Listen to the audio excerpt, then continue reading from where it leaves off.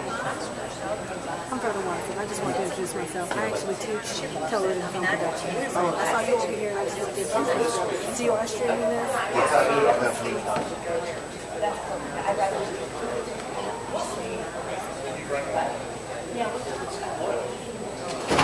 Sorry, that was kind of crazy. So much fun.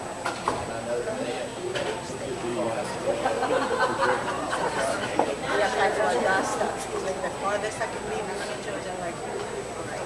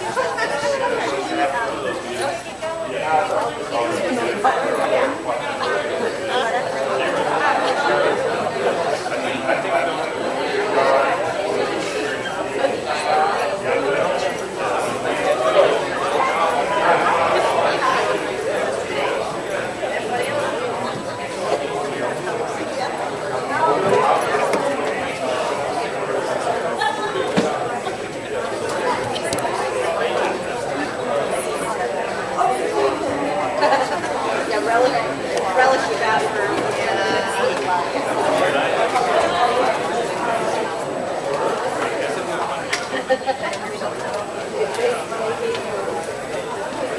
I'm going to sit right here and just wave my hands up.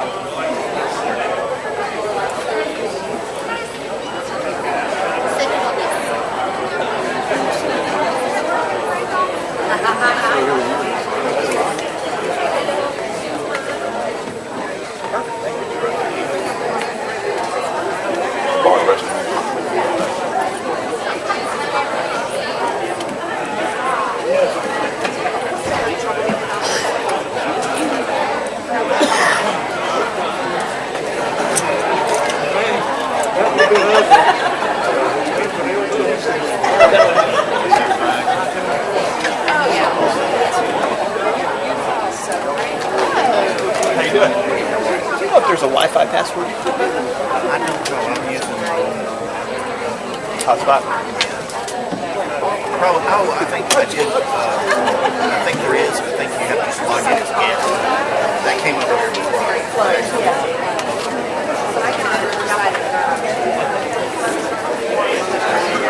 These places you can't attend them, but Yeah, I hear you.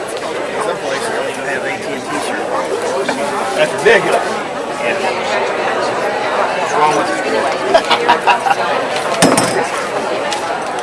You guys live up there. You're getting happy.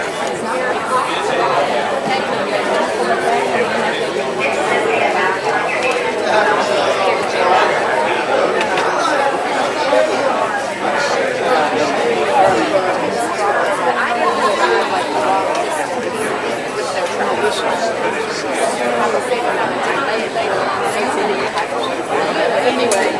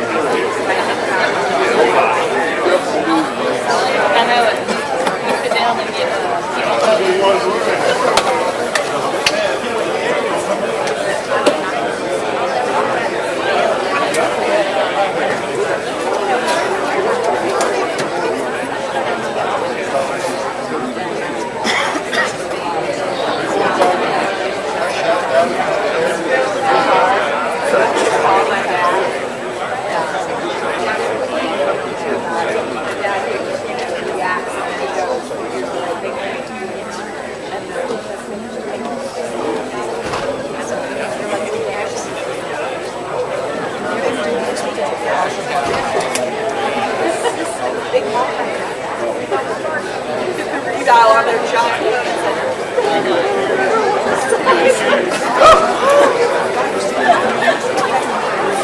Family legend stories.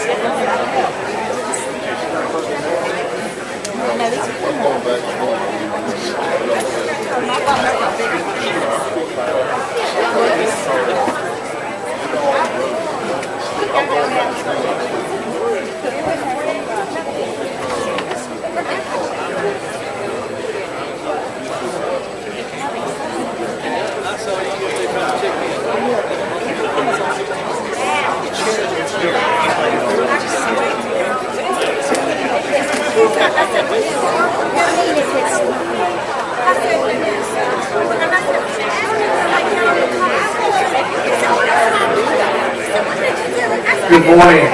If everyone can find a seat, we'll get started to try to keep us on track and on time to the best of our ability. You were really thinking I had it. I didn't.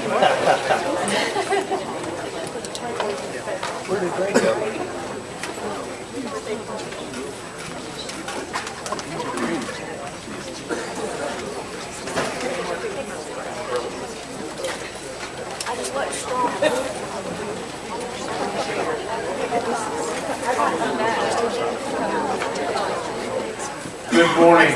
I am Chad Walker, the CEO and principal of Newton College and Career Academy. Thank you all for coming out of your busy day and schedules to make time to share this wonderful thing called a Career Academy. We have a lot of different people here today from, starting to think about building a Career Academy to have been doing it for 9 and 10 years. Hopefully today you will see how we at Newton College and Career Academy really had this foundation and dream through local business and the support of the school board. We're going to hear from them in just a minute. But let me bring introductions to Lieutenant Casey Hagel. Please welcome him.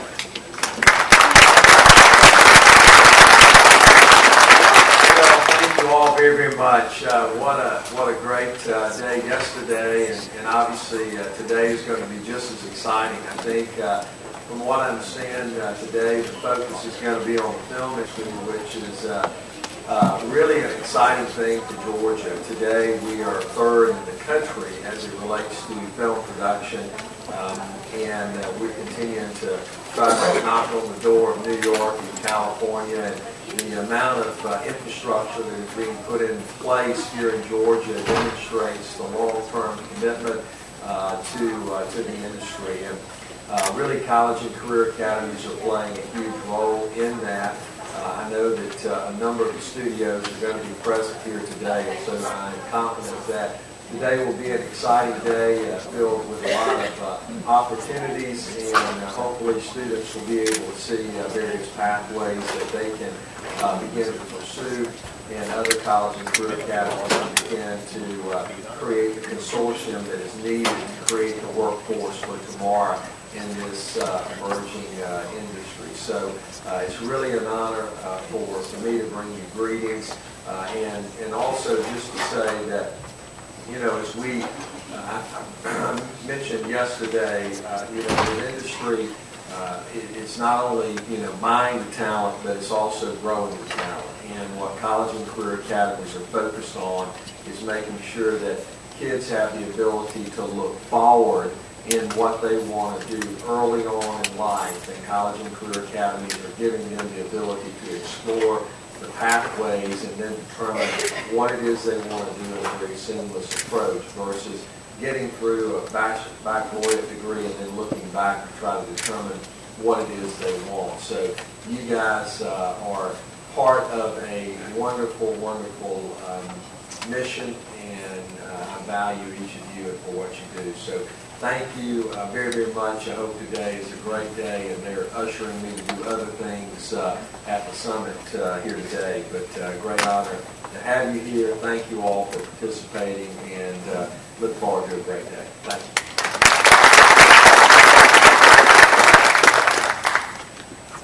I'd like to give just a few moments and opportunity for some of our local folks to bring welcome to you. We have a tremendous support. We have a couple of board members here today. Thank Ms. Abigail Coggins for her support that is here.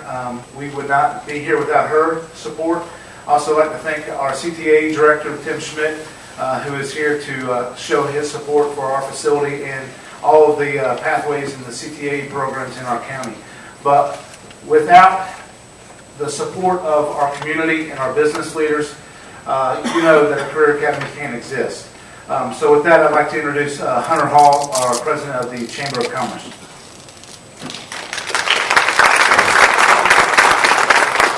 Good morning. All right. On behalf of the Covington-Newton Chamber, thank you all for coming. You are, whether you know it or not, you are in Hollywood of the South. And that is an actual term that we trademarked about 4 years ago because of the film history that is in Covington-Newton County. And Lee's here, and her team came down about a month ago, 6 weeks ago, for a ribbon cut that we did in our visitor center. And I just want you to realize the impact that film and TV has had in a small community like ours is significant. It's the equivalent of about $2.5 billion of sales tax revenue, which is the ad valorem tax of two of our largest industries combined. And so for Lieutenant Governor Cagle, for the state, for the Office of Economic Development to put forward these initiatives really impacts a community like ours. And the thing that's really neat in terms of the Career Academy is whenever we have an opportunity, either with studios or prospects or what have you, is that we can tour this facility, we can take them through the film, TV production stuff, and every one of them to a T says this, man, I didn't have this in college. And they're very impressed. It catches attention. It's a differentiator. In the world that we live in economic development, recruiting, we're always looking for a differentiator because there's a ton of communities that are sitting on an interstate in proximity to Atlanta. And so how do we make a difference? How do we look different? And the Career Academy is allowing us to do that, whether it be in life science, biotech that y'all looked at yesterday, or in film, TV production, as you will look at today. Our community has been impacted because of this Career Academy. Anytime we bring site selection people or state office economic development people, and we can get them in this building in any way, shape, or form, we do it. Because they're always impressed. And it's really a leg up as we compete for job creation and job sustenance in our community. So anyway, on behalf of Covington-Newton County Chamber, I want to say thank you for coming. We love this place. It is the lowest hanging fruit that we have in economic development. And if you can do anything, I know if you're here, you're already in it. Let me just continue to keep the fight. It's worth it. It's so significant because the future of economic development doesn't have to do so much with sites anymore. It has to do with workforce. And if we can tell the story, which we do, and this is part of our storyline every time, is that if you can tell the story that you have a plan for workforce development, you can be in the game. So anyway, thank you for having us. We appreciate it, and welcome. Thank you, Hunter. The next person I'd like to invite up is, he's been our chairman of our board of directors from before the building was even built. Without his continued support, we would not be where we are. From EMC Snap Controls, Danny Stone. Thank you, Chad. Lieutenant Governor, Superintendent Fury, CEOs, Walker, and the rest of you that are here, administrators, teachers, trainers, educators, whatever you call yourselves in your system, thank you. We're excited to have you here today. We are pleased that the Lieutenant Governor's office included us as part of host for this business and education summit this year. I do want to take just a minute to tell those that are involved in education, give you a special thank you, because I just know, and I've told folks all my life, if you close the door and lock me in the room with 30 children for 40 minutes, I would probably be the one clawing at the door trying to get out. So thank you so much for what you do and the fact that you are changing lives every day. When you go into that classroom, You make a tremendous difference, and I think everybody sitting in this auditorium this morning can look back on your education days, and you've got a teacher that was a favorite teacher of yours, and one comes to mind for me, and it was a 6th grade teacher. And believe me, she was the easiest, most lenient teacher that I had through my educational career. She was one that pushed me. She was one that had confidence in me, and I still, 50 years later, look back to that lady and think of what an impact she had on my life. So thank you for the career that you've chosen and the things that you are doing daily in the lives of the young people in the community. Hunter alluded to it. As a community, we couldn't be successful without you folks. It's the workforce today. When industry is looking at our communities, it's all about the workforce and being able to provide the employees that these folks are going to need when they come to the community. Without you, we certainly couldn't do that. One last thing I'd like to say, and I was sitting here before Chad actually got here with our former CEO one afternoon. School was out, everybody was gone. It was James Woodard and myself, and a young man came in the door. And he kind of wandered into the office and saw James and I sitting back there, and he came in and he said, "James, Mr. Woodard, I just want to come by and tell you thank you." He said, "Thank you for the fact that you didn't just find me a job. You found me a career." And that, to me, spoke volumes for what's happening in college and career academies across this state. This young man had found a job down at Baxter International. He was doing electrical work with them, and he was excited about what he was doing. So, to all of you, again, thank you for being here, and thank you for what you do on a daily basis. Hope you have a great day.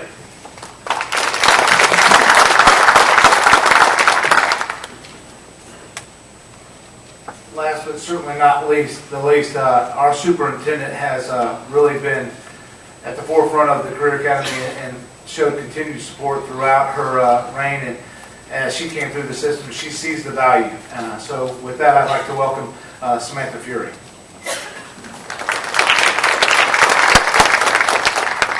Good morning. On behalf of the Newton County School System and the Newton County Board of Education, I'd like to welcome you to our fabulous Newton College and Career Academy. We are so happy to have you here with us this morning. And I would just like to take a minute to recognize our board beyond just having Ms. Coggins' name called. Without their vision and their planning and their working with the community and recognizing the community needs and the support from the board, this school would not be possible. So our board is very committed to the College and Career Academy concept. Additionally, I'd like to take a moment to acknowledge the hard work and dedication and focus of the Newton College and Career Academy team, the staff that works here. They are working very hard to ensure that our students have options beyond high school. They are the difference makers for our students. We're pleased to be hosting Day 2 of Lieutenant Governor's Business and Education Summit to engage emerging industries. And I'm proud to say that our College and Career Academy has been engaging local business and industries long before the first student stepped foot on our campus.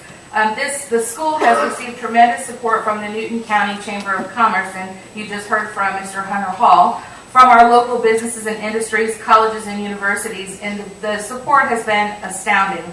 Last year, the College and Career Academy recognized more than 20 partners in education, and that number doesn't include the business and industries that support this school without the official title of a partner.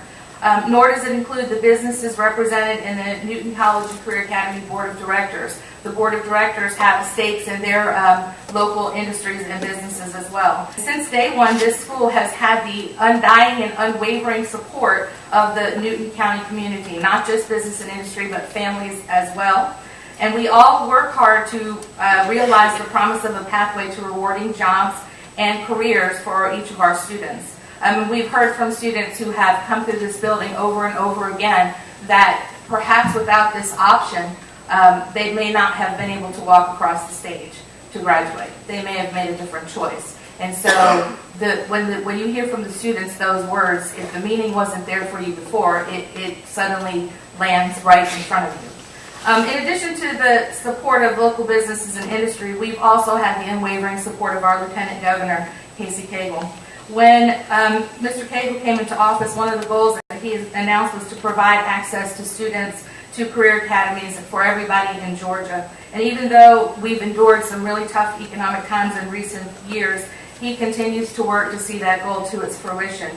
And we are fortunate enough to be one of the beneficiaries of that movement, as we received the Career Academy grant funding in 2009. And as you can see, we still have Lieutenant Governor's support even today. In the few short years that this school has been open, it has actually earned national recognition as a Ford Next Generation Learning Community, and we are one of 17 in the nation. The Newton College and Career Academy, under the pillars of the Ford Next Generation Learning Community, has been transforming the secondary school experience by reconstructing teaching and learning and better engaging businesses, industries, and civic organizations. The students and faculty of the College and Career Academy continually strive for excellence in all that they do. And just like the mission of our school system, which states we are to provide educational excellence for all students, the College and Career Academy is focused on providing that same excellence for the students who go to classes here. We are extremely proud of our school and we welcome you. I want to thank each of you for being here today, and I trust you'll enjoy your visit with our students and staff and enjoy what we have in our College and Career Academy. And I want to take an opportunity one more time to thank Lieutenant Governor Casey Cagle for providing us with the opportunity to showcase what College and Career Academies are capable of providing to students and communities, not only Newton County and Rockdale, but throughout the state. It's a great opportunity for all of us. So thank you, and I hope that you have a fabulous day.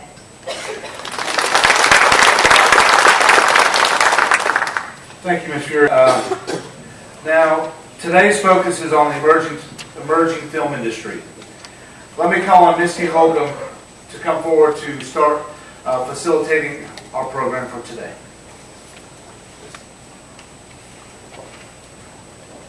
Good morning, everyone.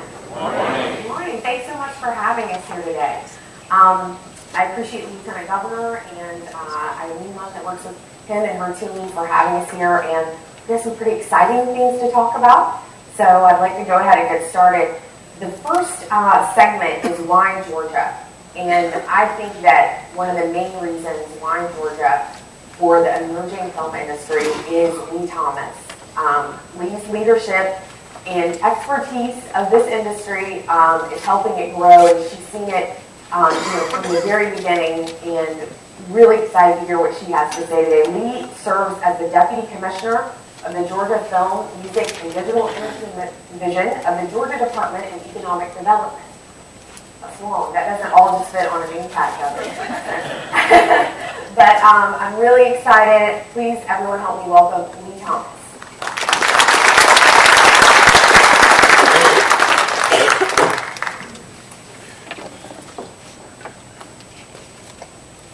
Thank you so much. Good morning.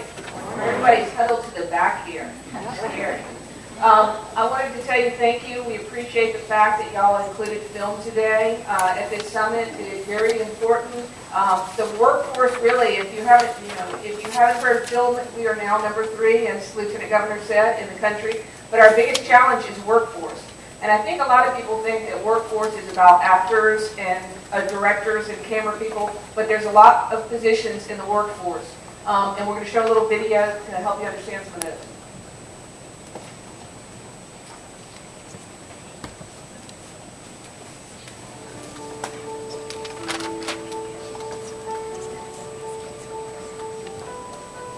Well, in 2008, no more houses being built. The film industry really started moving around here, and we got into that. And it's been a blessing for me and my family, for sure.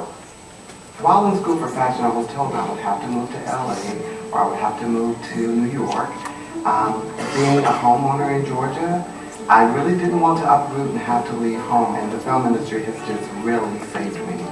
In the film business, it's kind of like building a house. You have to have carpenters, you have to have plumbers, you have to have electricians, you have to have someone to help you pick out the colors, the appliances, the furniture. You know, all that is encompassed in the film industry. So we hire a lot of vendors that come in and they do all this.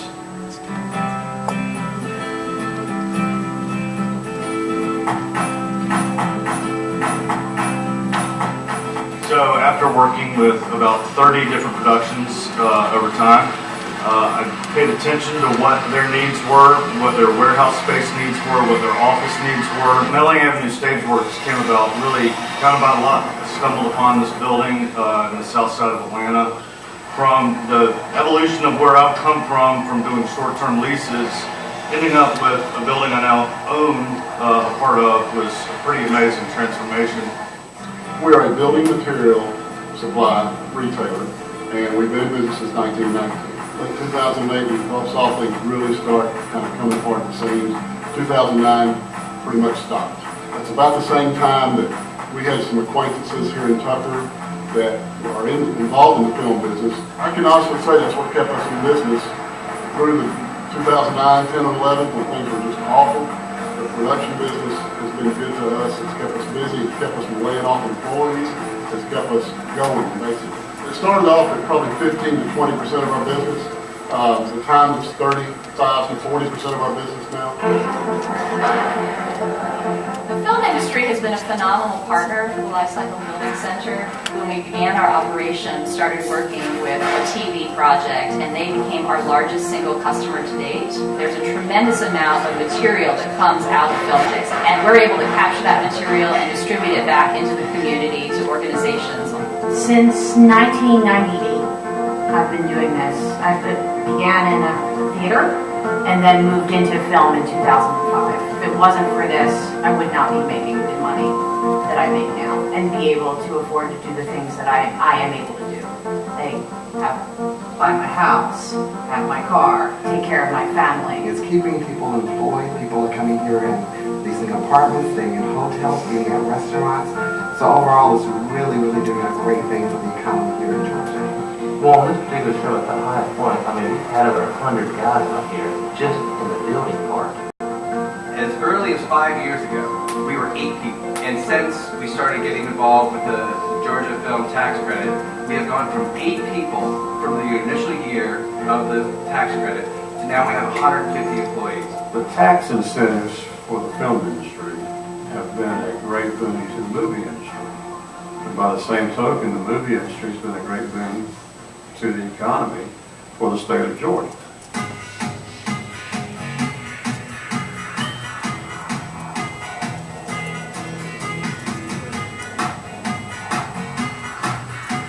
I've worked on 20 to 30 productions in the state of Georgia since 2005. We've been everywhere: Valdosta, Griffin, Georgia, St. Simon's Island, Blairsville, Helen, Georgia, all over the state of Georgia. I've worked on The Walking Dead seasons 3 and 4. I've worked on the originals.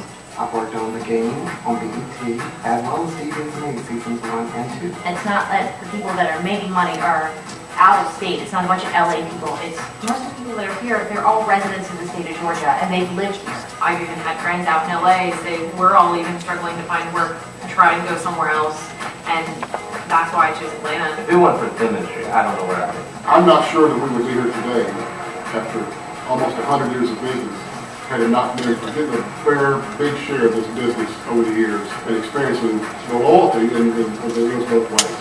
It's really been good for us. I got to tell you, I love the film people.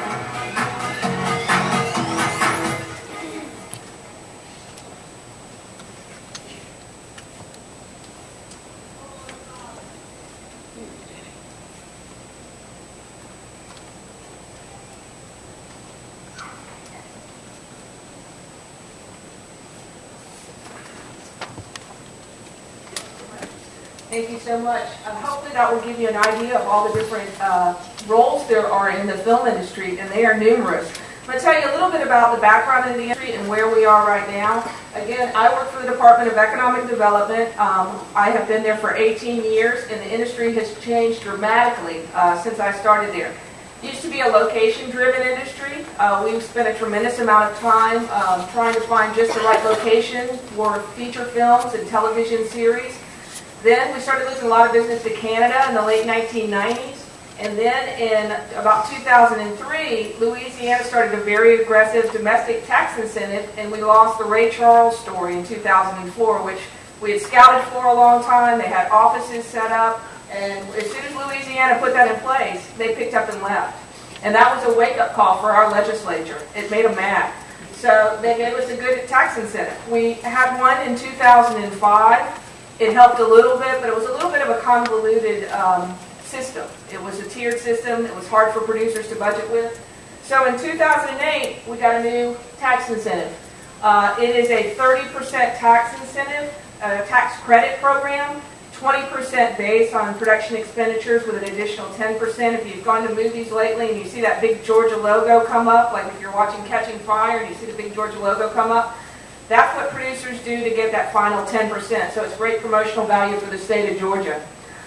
It's not a rebate. Some states give a check back. Georgia doesn't do that. It is a tax credit, so a lot of the companies that come in, they don't have income tax liability. So what they will do is they will turn and sell it to individuals or corporations that have income tax liability, and that's how they monetize it.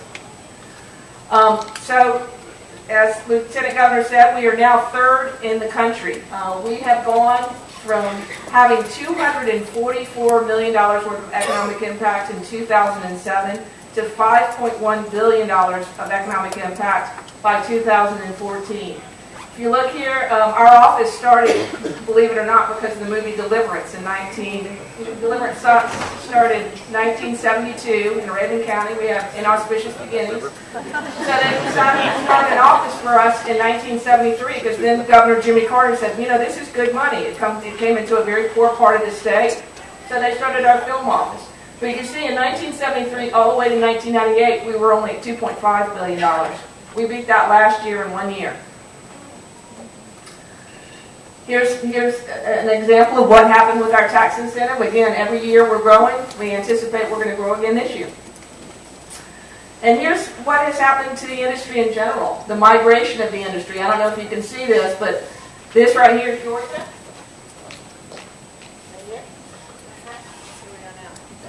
Number 3. So California has lost a good bit of their business to us. And there's a lot of reasons why Georgia is a production center now. And it's not just the tax incentive, although the tax incentive is crucial. I mean, the studios do their budgets based on having a tax incentive. But the good thing about Georgia is we do have a good workforce. We've been in the business for a long time, so we do have a stable workforce. We have a lot of infrastructure. You're going to hear from some of the folks that make up that infrastructure in a little bit, Chris and Carl. We have a temperate climate. One of our biggest competitors for a while there was Michigan, but you can't shoot year-round in Michigan. We also have diverse locations. Again, one of our biggest competitors is New Mexico, but not a lot of looks there. We have the mountains in a major metropolitan city and a coastline.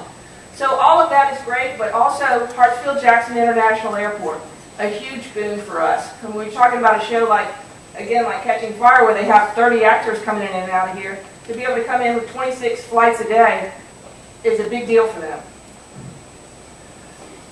For every show that comes here, too, we get a breakdown of what they spend the money on. And hopefully you can see some of this. This is from the movie 42, the Jackie Robinson story.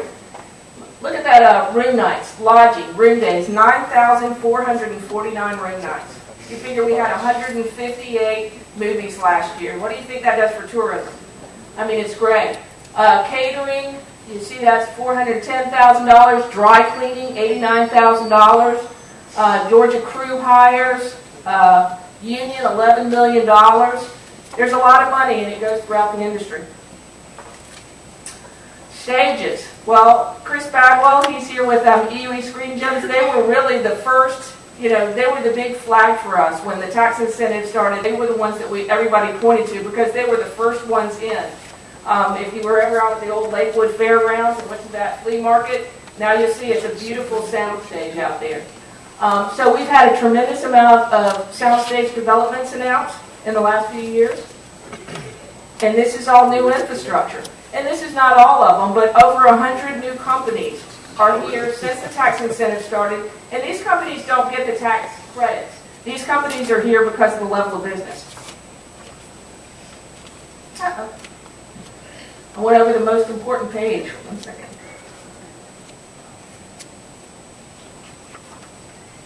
Well, it doesn't want to show that page. Okay, these are new numbers from the Motion Picture Association of America.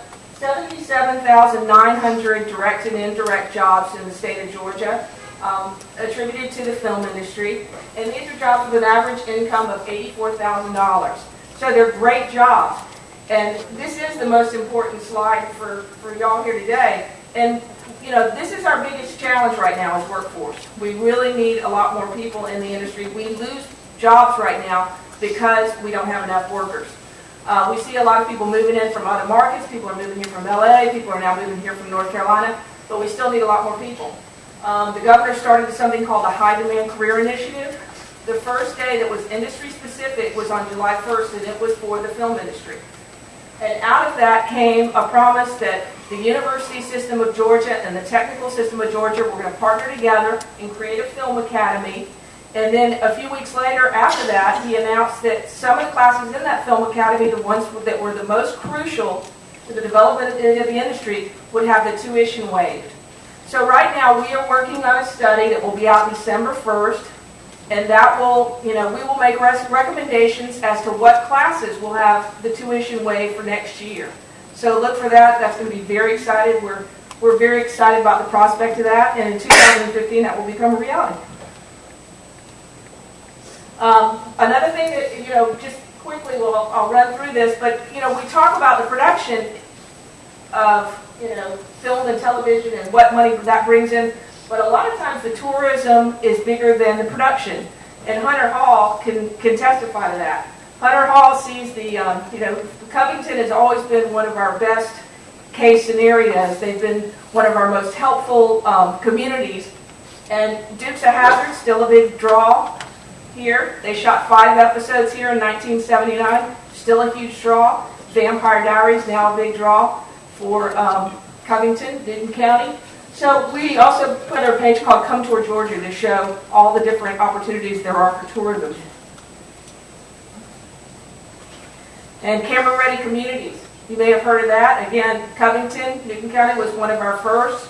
All of the counties now in Georgia are camera-ready.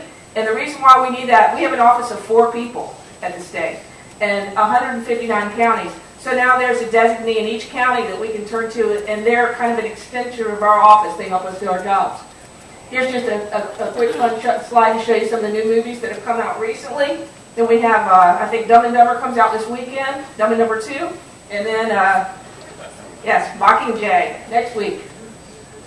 And here are some of the movies here now. Marvel. Again, when we didn't have this infrastructure, we couldn't accommodate movies like this. But Marvel is here at Pinewood. We have a tremendous amount of television shows. Altogether, we have 28 shows going on right now. So it's good times. And here are some of the resources for our office. And so now we're going to, I think, turn it back over to Misty.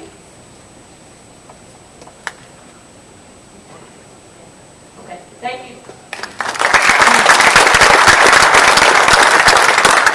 Yes, thank you so much. I appreciate it.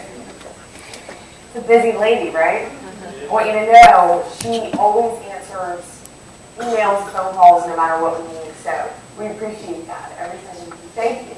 And I love that video because it brings up so many things. There was a quote in the video where it says, you know, it's not just the movie industry coming in and leaving, and that's a great segue into our next section with what's going on with all these studios. And these are the people that are coming in here, making Georgia their home, putting down roots, and that's really important. And what Lee said, these people don't get the tax credit.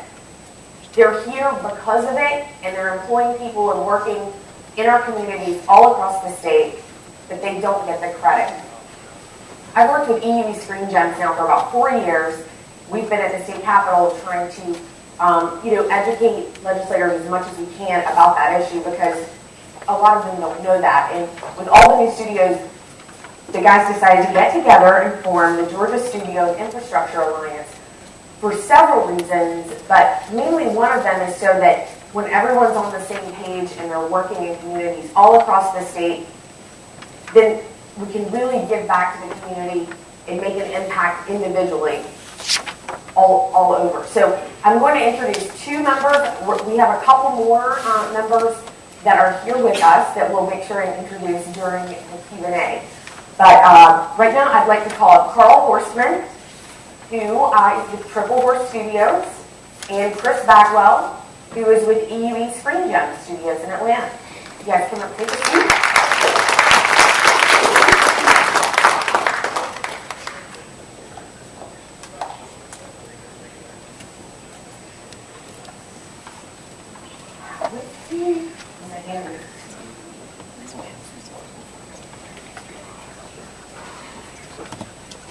I feel like I'm about to reveal something. Like,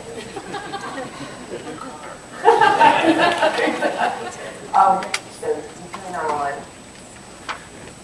So I'll give you guys just a minute to tell who you are and where you work, and then we have something kind of special to show you guys. I'm Chris Bagwell. I'm the General Manager, Executive Vice President of EUE Screen Gem Studios at the old Lakewood Fairgrounds, just south of downtown. If you've ever been to Lakewood Amphitheater and you turn around and you go, what is all that stuff over the wall? That's us. We are essentially, I look at us as the, I used to say Lenox Mall, but somebody said you're so expensive you should say Phipps Plaza for the film and television business in Atlanta, actually in Atlanta. And we host, we have a very boring job in general. I rent buildings, big empty square rectangular buildings, lights and services to folks making television shows and movies. So we're kind of like Simon Properties running Lenox Mall or Phipps Plaza, but my Apple Store is a TV show and my Macy's is a big movie like the one coming out next week with a certain Academy Award-winning actress who's now dating the guy from Coldplay. I can't say what. They broke up already? Wow. I told her she'd be back for me. That's great, and I think what Chris brought up. Now? Yeah.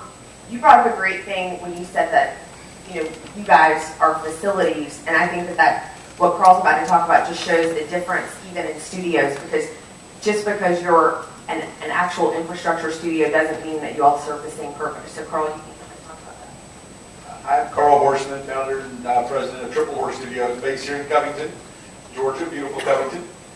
We've been here about 12 years, moved out from Conyers actually, some time ago. I grew up here in the state professionally, worked for Turner, and then founded Triple Horse while Ted was still at Turner, and allowed such things. So we've been out here, like I said, for 12 years, and how we differ a little, we're filmmakers who make movies, and our studio is a good bit smaller footprint than Chris's awesome facility down at Lakewood, but our studios are self-supportive in that we create films and then produce them in our own facilities, and when we need larger facilities, we would rent from places like Chris and other people in town, or then we go on location. We shoot all over the country. We actually have a film we're working on in January that would shoot, it's all based in Russia. We would shoot 2 days in Moscow and then in Prague for Russia. But all the interiors we're hoping to bring back home here to Georgia and shoot many, many weeks here in Georgia on that project. So we're homegrown Southern boys, and we want to bring as much work as we can back to the state. So that's how we differ a little. I don't know how many of you were part of the tour last night. Did you guys go on that? See Carl's Place? It was amazing. They do a lot of things there, and it's really cool to see all the jobs that you don't even know that are there, right? So as I said before, part of what the Studio Alliance wanted to do is be able to give back to those communities they're around. They are employing people. They want to, help and really cover that footprint of the state. So they put together something for you guys, and I'll let them tell you about it. We wanted to put together a video. We had sat in on some panels with some other educators earlier this year, and there was a lot of questions about what kind of diverse jobs are there in the film industry. A lot of questions about electricians was one that I recall. An electrician that may be in typical vocational school is a great bit different than electricians in our industry.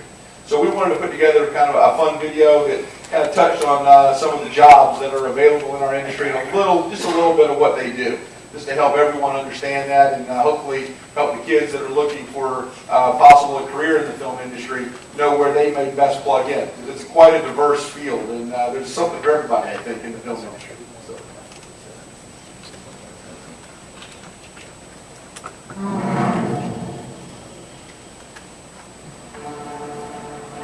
Hi, I'm Roderick Goins, professional actor, and I'm here at one of Georgia's largest film studios to answer that nagging question, why does it take so many people to make a movie? I mean, have you ever actually sat through all the movie credits? There's a ton. It takes an army. What do all those people actually do?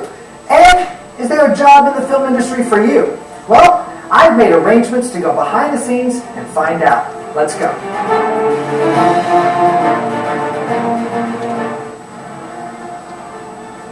Excuse me, sir. Oh, thank you. Hi, Roderick Goins, professional actor. Now, this is the first job you run into, security. Imagine all the fans and paparazzi wanting to get in here. Well, nobody gets past these guys that don't belong. No, listen. Sorry. Try Smith.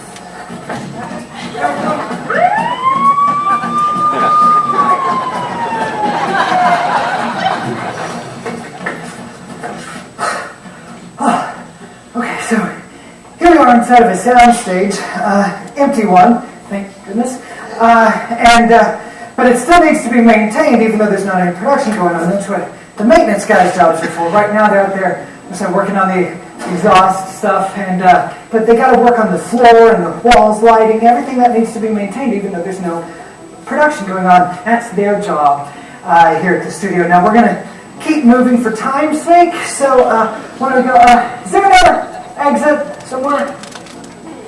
This is the above the line section of the studio. This is where all the movers and shakers are. And the top of the list is the producer. Now what the producer does, well, no one really knows. So why don't we go find out?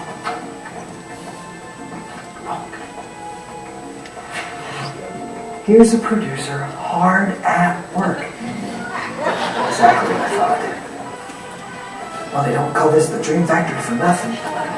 Now over here's the production attorney. Now he negotiates the contracts and handles all the nitty-gritty details and basically gets his hands dirty where no one else wants to touch it. Now there's numerous movies and television shows being shot on the lot at any one time, and now when we think of behind the scenes, we think of movies and cameras and lights and actors, but a lot of it takes place in the production offices with paperwork and clerical stuff. And all that's done by production office assistants like Julie here. How are you? Who are you? Here we are in the set designer's office. Now, he works with the production designer and art director and basically takes their vision to help create construction documents to take over to the guys so that they know how to build the set in the workshop. Right? You can say he's like the architect of the movie business. Hey, a number 2 pencil! I haven't seen those since high school. Right now, we're in the paint department. Now, you may not think about it, but everything on set needs to be painted. Now, not just a solid color, it's got to be painted to look a specific way, new, old, from a different world. Now, what are they painting? The sets from the construction department. Now, they build walls and caves and spaceships and whatever you can think of. And right now, they're building pumpkins.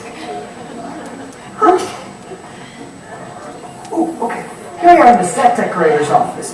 Now, earlier when we were in construction, you saw the guys who put up the walls and the floors and paint, and when the set decorator basically makes the decision about what goes in the room, with furniture and the artwork, and then the buyer goes and finds it.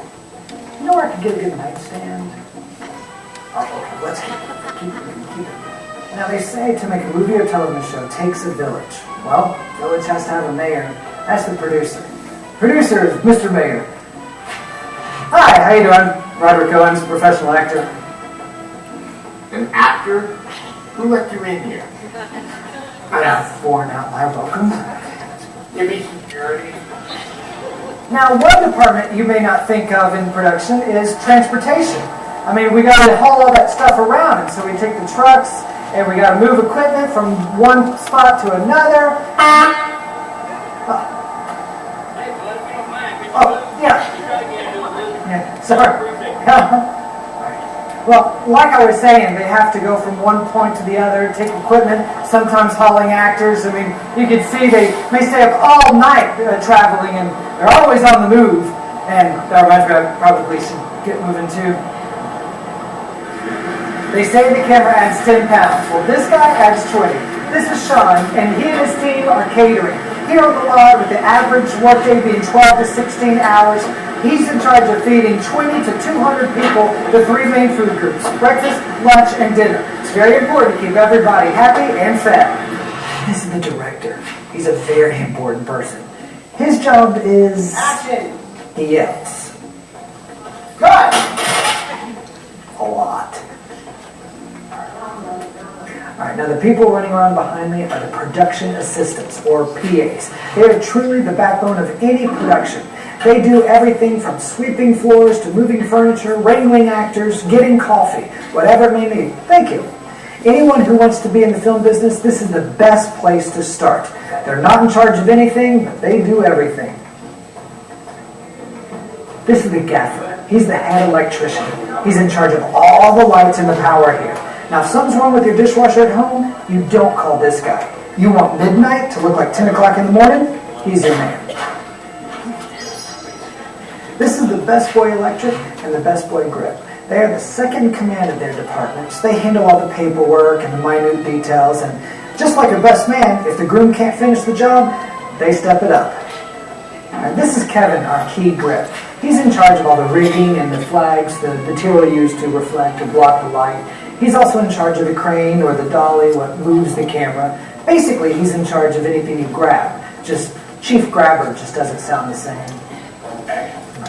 Now behind me is the cinematographer, or also known as the director of photography, or DP. Now he's in charge of capturing the visual image of the piece with using the light and the shadows, and then right beside him is the first camera assistant. He's in charge of all the technical side of the camera, with the lenses and the focus, and while putting these two together is like chocolate and peanut butter, pure magic.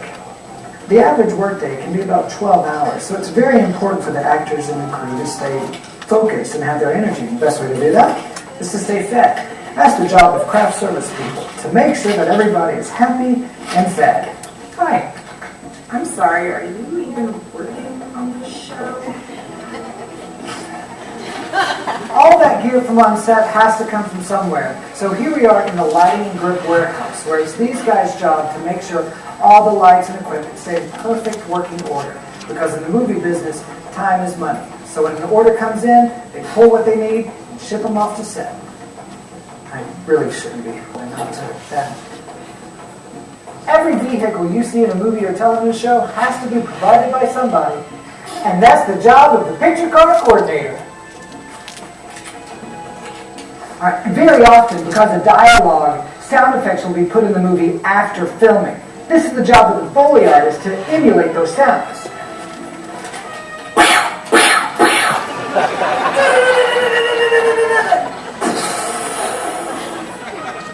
After the film is edited, it comes here to the color grading suite. Now it's the job of the colorist to make sure all the shots match, so the wide shot looks the same as the close-up.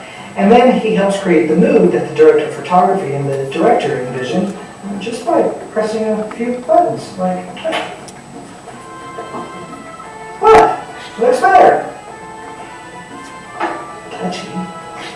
Right now I'm in the visual effects, which is where the compositor works. Now it's their job to add and combine images to create the effect on the screen, whether it be to replace the background, extend the sets, or put images there that weren't.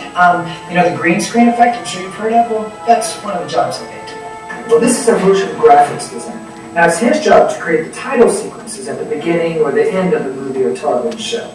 Now sometimes they'll use footage from the project itself, or they'll just use regular, old, boring font. Hey. Sorry. Hey, let's see how it all comes together on the big screen. Being in the screening room reminds me that the compliance technicians work with the distribution company to help get the movie to your local theater, which of course hires projectionists and ushers, ticket takers, concessions, all jobs that would not exist without the studio. Now, as I get ready to watch this, here's some other jobs that you might already be aware of that are in production. Makeup! Wardrobe! Props! Sound! Production accountant. Composer! Editing! Sound effects! Casting. So next time you're at the movies, be sure to stay for the credits. Not only do you see a list of great jobs, but sometimes there's also bonus features. Oh, wait, hold on, I'm not done yet. There's a greensman, and there's a location supervisor, visual effects supervisor, assistant director, and second assistant director, and second assistant director. And wait, hold on, I'm not done yet. There's a lot more jobs for Georgians in the movie business.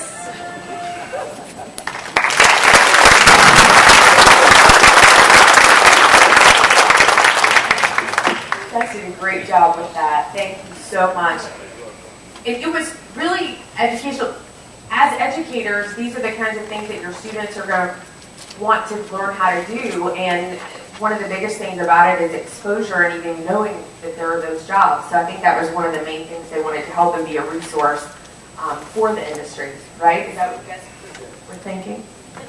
That is what we were thinking. We wanted to just expose people to all the different jobs. And like we said in the video, it takes a village, and the movie industry really is its own little village. There's jobs in all walks of life, it seems. It just parallels our everyday life in so many ways. And I think it's an opportunity for a lot of kids to get plugged in and to make a career out of it, a great career.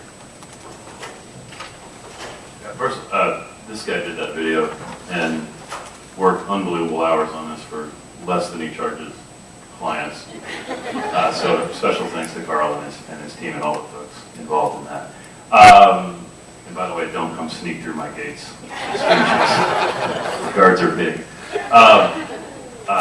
You know, one of the ways that I'm trying to think from your point of view, which I'll be very bad at, but one of the ways to look at a film, television production, and Lee's the expert on this, is imagine if you're an army and you're going to go drop into the middle of a desert, or you're going to drop into the middle of Antarctica, right?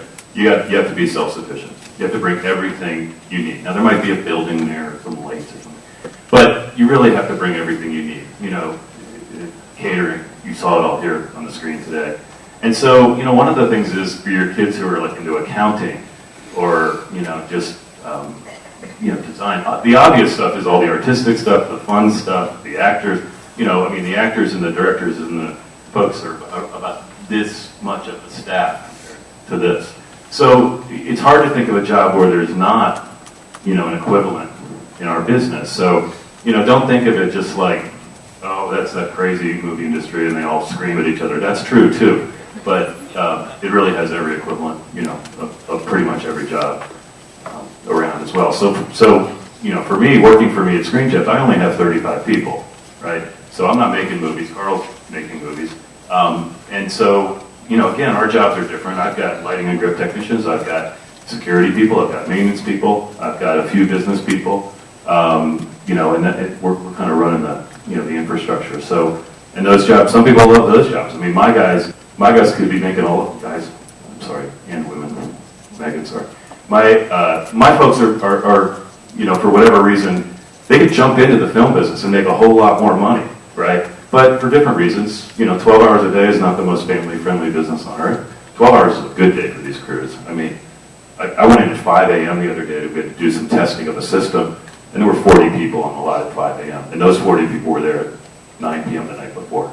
So there's a role for everybody if they're interested in it. There's millions of other industries out there, but I just think of it from that point of view. I think the biggest challenge, and what we've been trying to do as a studio alliance, in just kind of helping to jumpstart this training, with folks like Scott and with the Lieutenant Governor's Office, and Irene does amazing work, and with Lee, is I think the challenge is that there are jobs in our business that require a lot of training and a lot of education, and there are jobs in our business that require a few months. It really runs the gamut. So most of the folks on my lot, in the we call it below the line positions, the folks actually making the stuff, have had varying levels of education. They're not all having 2-year degrees or 4-year degrees, or many of them have no degrees. Many of them dropped out of high school, but they all, by the way, wish they had stayed in. So I think one of the challenges is figuring out, and Scott will talk about this, is how do you gauge what each job needs? Because they're going to want to get the right training, and then they're going to want to jump out and work, because we're at a really unique, hopefully not unique, but a big moment in Georgia history when this business is just completely booming. So that's just kind of trying to think of the point of view of you guys, which is how we have to figure out the right amount of training for each position. So. last thoughts working and like you said, being at Turner before, and you guys do a lot more of your own stuff there. Just any last thoughts? And we'll do more in Q&A, but just. I think, a lot of people come to us and they submit their resumes and they have a lot of education and they ask us, if we have any jobs for directors or producers. It's funny we don't. So what we tell everyone is, you need to start at the bottom. My dad started me and my brother at the bottom, and we pulled cable and worked as production assistants and ran errands. And if you're a big, strapping young guy production assistant, you tend to carry more heavy things.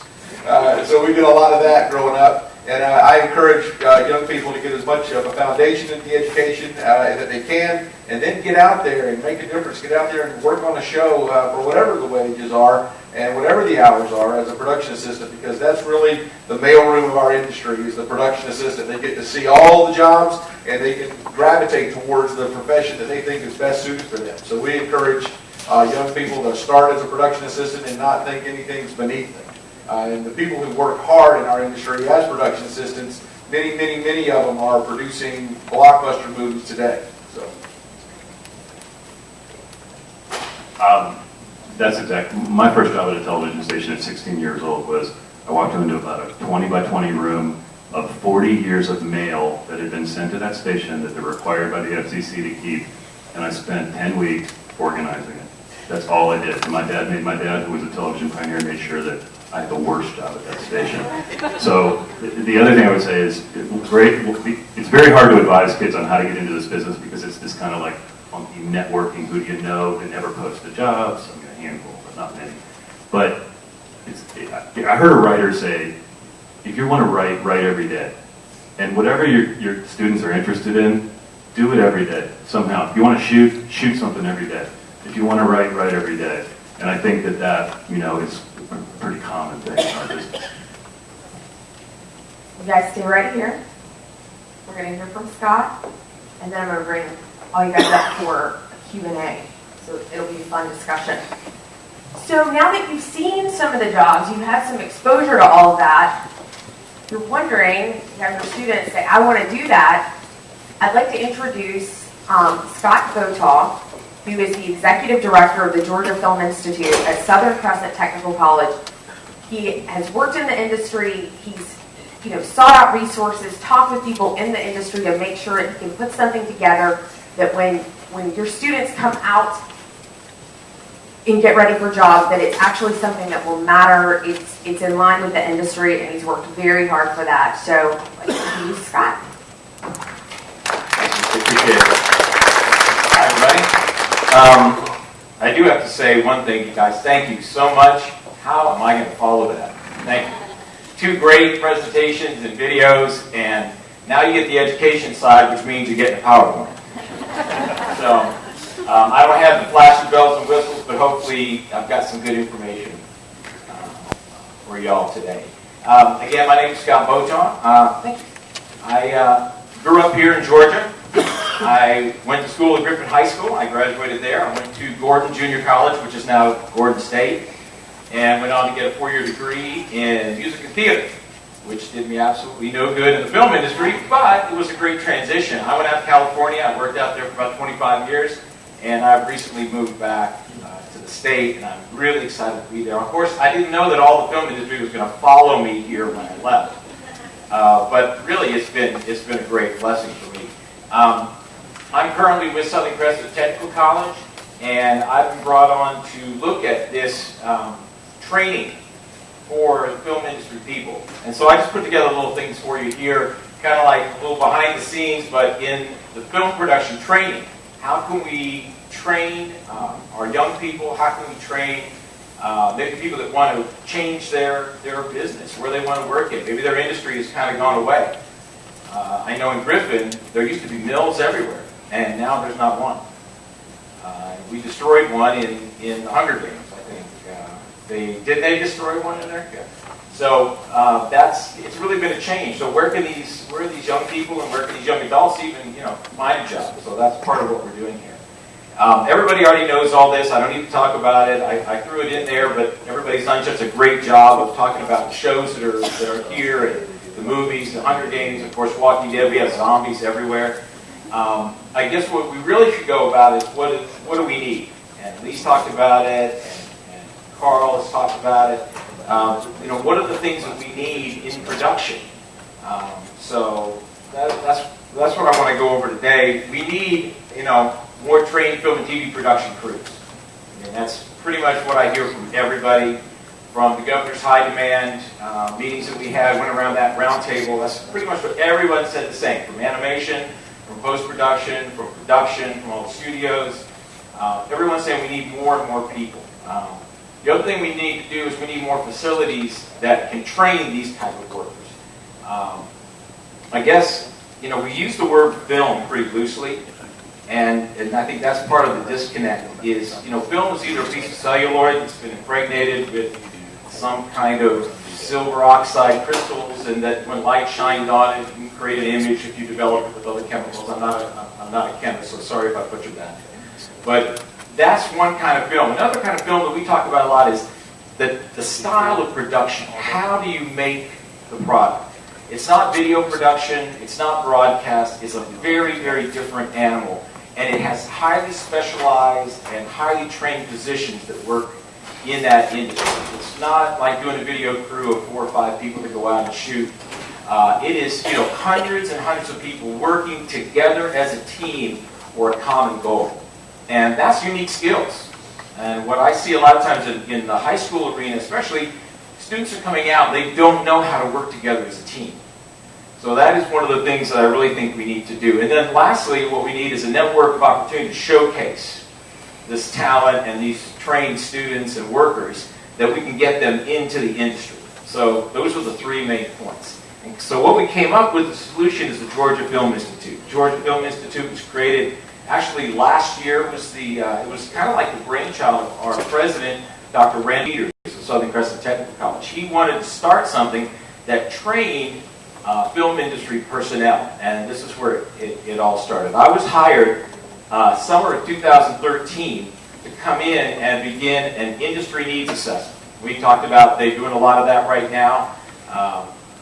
Lee is doing that right now on a statewide level, but for the technical college system, we wanted to kind of get in there and do a little of that on our own, and to start creating the curriculum outline map. Chris has seen this. I don't know if I showed it to you. I think I did show it. I showed it to Carl. We created this map and just kind of like a guideline of where we think we need to go. We've gotten a lot of input from a lot of industry people to do that. In winter of 2013, we started writing some curriculum based on that we could train people in certification in film production. So certification is basically what we're going to do, just like we would for a plumber or a regular electrician.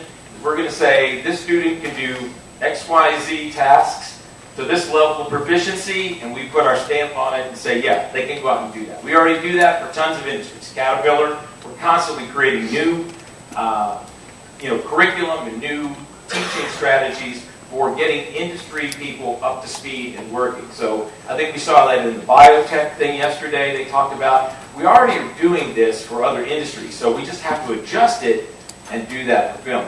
I think it was Lee you were talking about in Canada in the late 90s when they started a lot of things going on there. Well, Canada started getting a lot of our business out of California, I remember during that time. And they had the same problem we do. So this is not some genius idea somebody's come up with here in Georgia.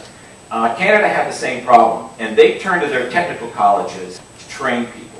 And that was one of the things that they did at that point. So it seems natural that we're in that place that we want to be part of this. We're not the answer, but we are definitely want to be part of the solution. Our next plan was to go to, our next phase is in fall 2014. We wanted to debut the Film Institute, and we wanted to start classes. Now, you probably haven't heard a whole lot about it, and that's on purpose. We have not, done any advertising or any, real push to get students, because why? We want to flush this out and make it really good. That was one thing that Chris Bagwell told me early on. You've got to have good quality people coming out of your program. And I took that to heart, because we got to have everybody coming out is trained at a proper level. So it's important that we kind of do a test run and flush this out. The next part is we're going to roll out some new film courses in the spring additional TCCs, which are technical college certificate or technical certificates of credit, which is what I talked about, and also a real exciting part is we are going to have an Associate of Applied Science degree in film technology with specializations in on-set production system, electric, grip and rigging, all right, maybe wardrobe, hair and makeup, special effects makeup. Whatever their specialization is, they can get a 2-year degree. Why is that good? Because we've been mandated to have a articulation with 4-year institutions so that these kids can go on, if they so choose, and get a 4-year degree. It's important to parents and families, it's important to students, and I know, even though I don't have a degree in film, my college experience made me who I am today. Made me a better person, more tolerant of other cultures. I can just go on and on and on. I'm a better human being because I have an education. And I think it's real important that we want to keep our kids constantly being lifelong learners. So giving them an opportunity to do this was really important. All right, so there's the plan we came up with. So how have we done? In phase 1, we did the industry needs assessment. And I've talked to a lot of people in the industry. I've talked to not just people at studios, not just, actually the first person I talked to was Lee, and I listened to everything she said, and she was saying you've got to talk to the people that are out in the industry doing it, find out what they need, and listen to them, right? And that's what we've done. And talking with a lot of people at a lot of different studios, but we also went further. We talked with the people that are doing the hiring. You know, your key grips, your key electric people, the people that are construction foremen, all that, you know, hair and makeup people that actually do the hiring of other people in the state. So we went and listened to them, and I took a lot of notes, and I was going to bring my folder because it's about that thick right now of all the documentation. But it was a lot of work to get to that point. And what we really realized is they need entry-level and trained technicians in all of the different areas that y'all talked about. I'm not going to go over it because that video did a great job of showing all the different pieces. And the number one thing, who can tell me what they think the number one thing is that the industry told us they needed? This came from every single person I talked to. Across the board. No one left it out. Work ethics. Okay. Yes, they need to be trained, and they need to know their job, but we had to work on soft skills. They're coming out, they don't understand. This is a hard business. And if you don't have a good work ethic, you're not going to make it. And so that's one of the things they want us to do. Don't just train them, but make sure they have a good work ethic. So that's part of what we've built into everything we're doing here. A big part of it is instilling into them that work ethic. Linda Burns does a PA boot camp here. She's an incredible producer in the area, and I talked to her early on. She told me a great thing. She makes all of her kids that come in stand up all day, 12 hours. Walk in, and everything they carry in with them, they got to carry with them all day long. Now, why do they do that? Because that's going to be what it's like in the real world. When they get there, and they go on set, and they work, Carl, you're going to be working all day on your feet. And you're going to be carrying and moving and going, and you've got a running gun, you've got to carry everything with you. All right, phase 2, and I got to hurry through this.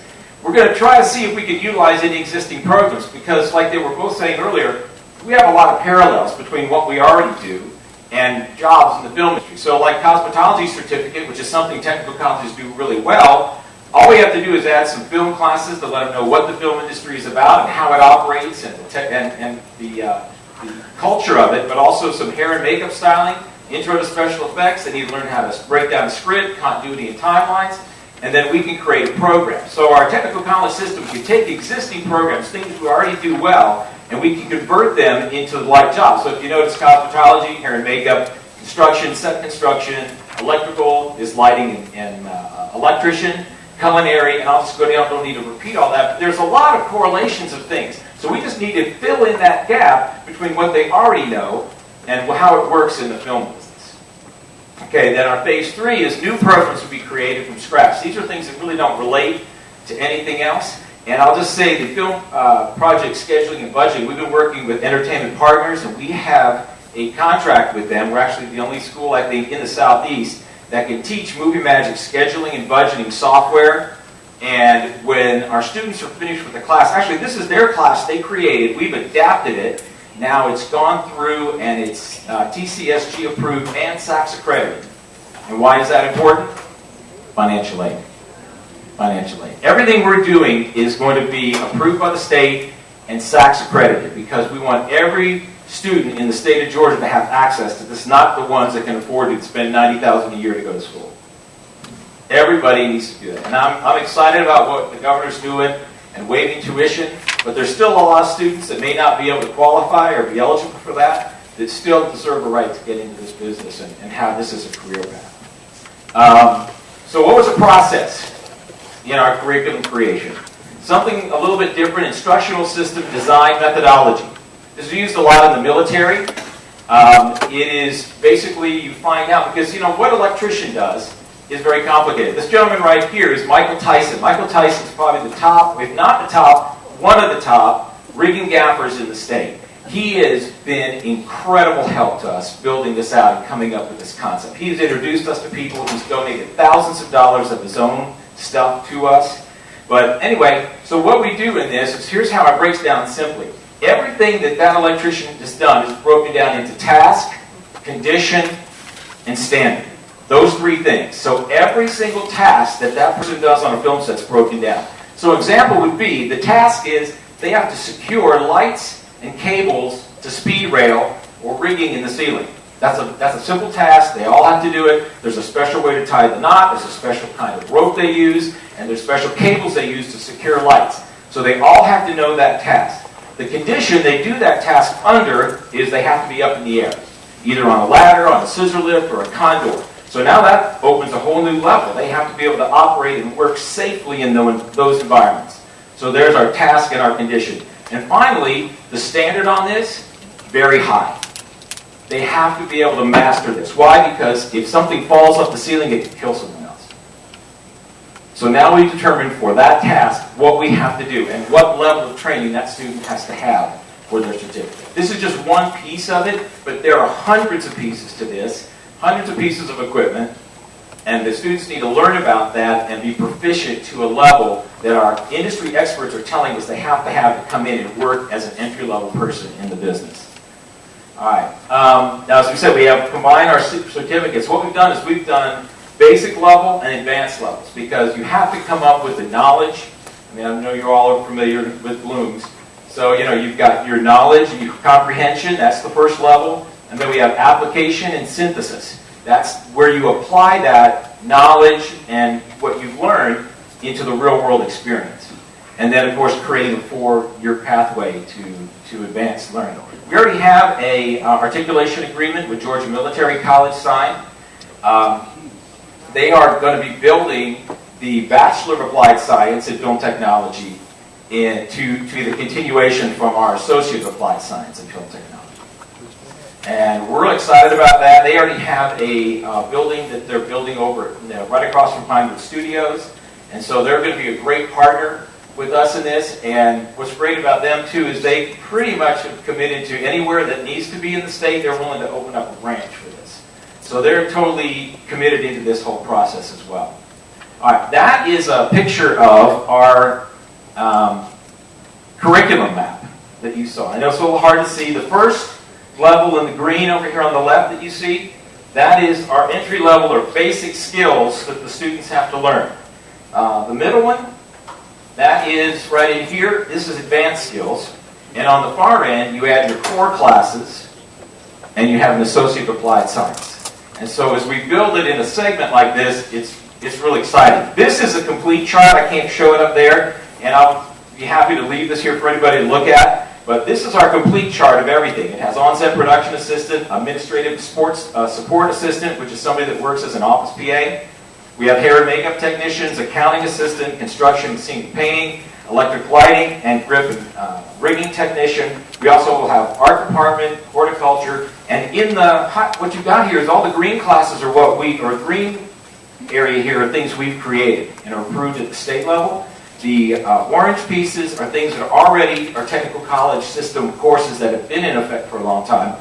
And the yellow are the things that we're still working on and getting the rest of our industry experts to weigh in on and help write the curriculum. So this will never be complete. And I think this is one thing we talked about in there.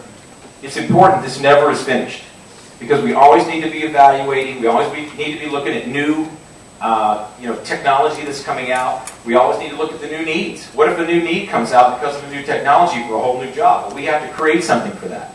Let's say we have too many people in grip and rigging. Well, maybe we don't need to teach that anymore. Maybe we just need to, keep the attrition levels on that. We don't need to push that. We just need to constantly be looking at it and constantly having the industry assess our students so we know what we need to do and change.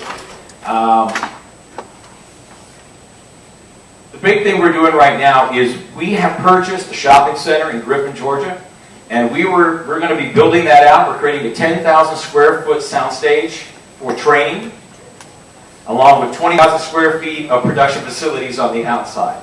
And we're looking to partner with Lighting and Grip and some other groups to come in, help us have equipment here, and train our students. And let's say, for example, Carl, you need a little extra space to do something. Well, we would love to have you come and use it for basically maybe the cost of using it if our students get a chance to intern on your program. So they get a chance to have some real-world experience built in with their education. As everybody knows, we've been called the Hollywood of the South. They mentioned a bunch, and we are right here in the midst of it, and we are so excited at Southern Crescent Technical College. But the big thing is we are not building this just for Southern Crescent. This is going to be available to every technical college in the state of Georgia. We are piloting the program, we're building it, we're finishing it, we're going to get it looking great and accepted by the industry, and then we're going to roll it out. One of the places we were real excited about is working with Megan, going down to Savannah, and working with Savannah Tech, and putting this whole program, if they so choose, in that area because it will support what Megan's doing now. So I want to thank you for giving me a chance to speak to you today. But this is just the beginning for our students. And what you're doing here at College and Career Academy is so critical that we partner with you and we work with you. Thank you. You've done so much work on fitting it into that time frame. It's a good job. It's amazing. What I'm going to do now while we're getting started, you guys got all this memorized, right? You don't have any questions? No? We're going to bring out some chairs. John Rollet, come up please. Lee, I'd like to introduce Megan Murphy. We're going to bring out some chairs. So bring that chair with you when you come. I'm just really excited we have all these people in one room because I work with a lot of these people and I can't get them all in one room together. So, Irene, just thank you so much for that. Just have a seat here, Lisa, here if you want to. This is Megan Murphy with Moon River Studios in Savannah, in Effingham County, and she came up today just for this, and I'll have the mic around. And this is John Rollet, who's with Mailing Avenue Stageworks. Did you see him in the first video? Did you see that? He made an appearance, famous in his own right. So, Irene, how do you want to do this?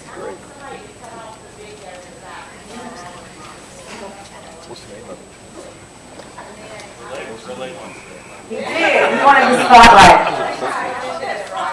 Is that perfect?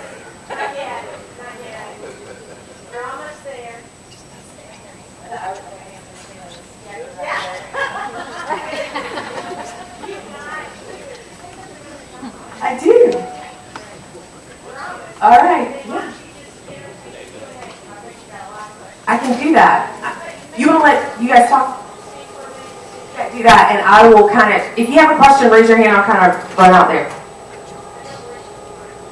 Hey everybody, I'm John Rollet. I'm a real estate broker by trade. About 2008, started representing film and studios, looking for space in Atlanta. Started working with Chris and represented them in their lease acquisition of Screen Gems property from the city of Atlanta. That kind of morphed into more work and ended up purchasing an 85,000 square foot building that we repurposed for a film and television studio. And we currently have the movie Insurgent, which is the second installment of the Divergent series, filming for the next couple of years. My name is Megan Murphy. I'm the Managing Director of Moon River Studios in Effingham County, which is right outside of Savannah. And I've been with the company for a couple of years now. We were formerly known as EDN Studios. Recently went through a complete restructuring in June. And we've just been doing a great job. It was funny, when my first job with the company was as a consultant to decide where we were going to build our studios. And I had a choice of any place in the world I wanted to be. So I did my due diligence of all the countries, and then I settled on the United States, and I did my due diligence in the United States, everything from, how these states treat new businesses along with the economic development as well as the tax incentives. And I remember I was having a conversation with one of the people in the film office in New York, and we were talking about properties and economic development. And he said, "Oh God, please tell me that you haven't been to Georgia yet." And I said, "Can you hold for a moment?" And I got on the line with my exhibit and I said, "Book me a ticket to Georgia for tomorrow." So I came to Georgia and I never left. And we were very drawn to the coastal region, and we knew there was a need there. Effingham County, where my first friend in Georgia, Barbara Crosser, is located. They were very amenable to us. We have 1,500 acres. And hopefully we'll start construction in January, but in the meantime, we're already beginning to bring productions to the region.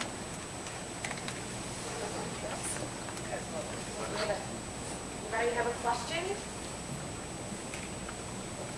Okay, right here in the front. My question is more questions from the map you guys are working with. Can you talk a little bit about how many students if you have worked through the program and what that kind of looks like for your the question was, Yeah, the question is, we're flushing out the program, and I think it's kind of funny that you come to the educator for the question. You have all these incredibly talented, knowledgeable Okay, technical guys. Well, that makes sense.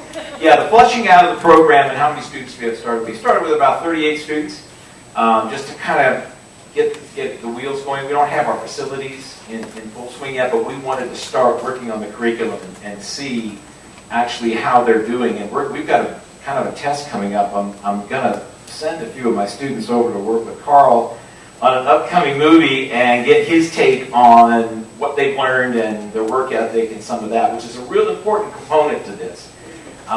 We feel like it's going to be at least about a year, I think, to really get it right, because each time we go in, we're going to be adjusting things.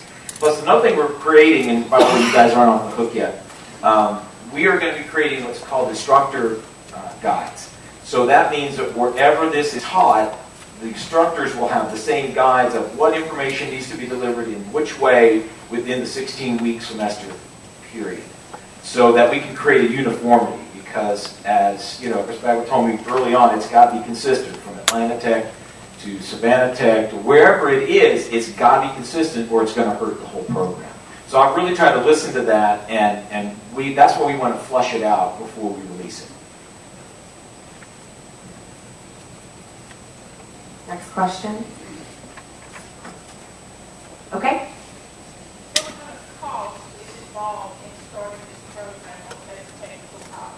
What kind of cost is involved in starting this type of program at a technical college?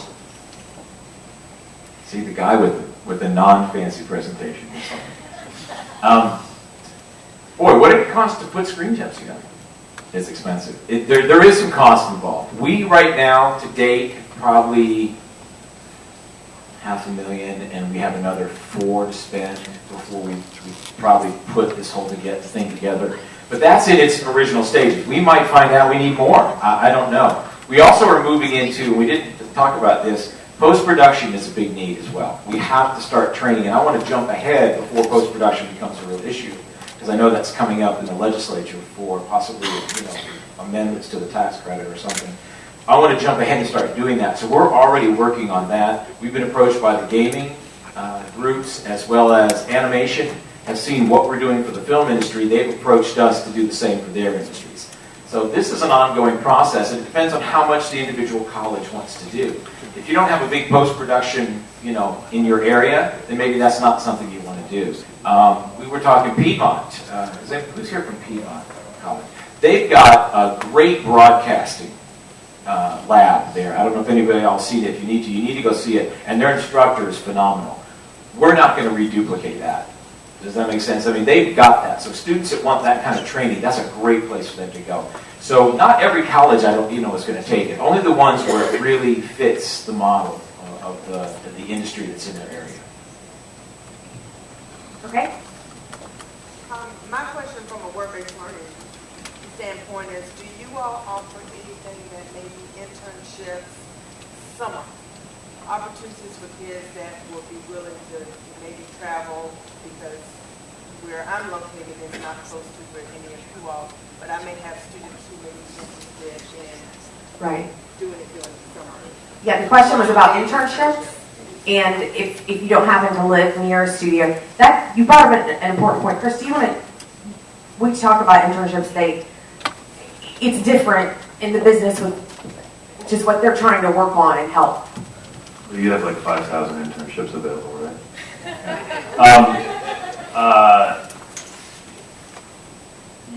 From the infrastructure people like us, and Carl's a little different because he makes things. Andy does work for other people. He does both.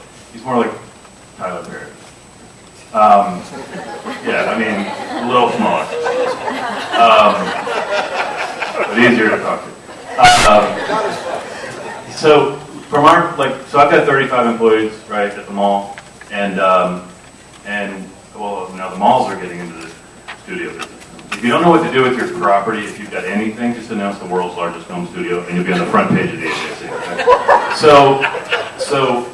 But we do have internship positions, several in our office. Now remember, I'm not making anything, right? So my interns have to go clean up a mess. They have to go, get yelled at for me while I hide. They have to do pretty much anything. The good thing is about an internship at a place, at a studio. Studio is the most confusing word on earth. Is that I have had interns go. I had 2 interns go onto that movie with that Academy Award-winning actress that's not Insurgent, and they went on to the movie, and they're like weeks after interning for us, and now they're off in Hollywood. But again, they already knew what they were doing. They had training up at Kennesaw. So it's a good opportunity for kids. But the issue, and Lee should speak to this, the issue in the production business itself, the internship issue is tough because of the lawsuit that happened with a movie called Black Swan, where the interns got together and sued the production, claiming labor violations. They were being used as free labor. And at least from my point of view, for one of my big productions, it soured the ability to put interns on production because the studios were like, this is a liability. So you may want to speak to that. Yeah, we have a hotline where productions, when they come in, they can send the information to us. Typically, they'll just set up a Gmail account, and they'll take resumes that way. And we also have a thing called Real Crew on our database, on our website at georgia.org, where you can upload information about, what you have for the film industry and, what your resources are.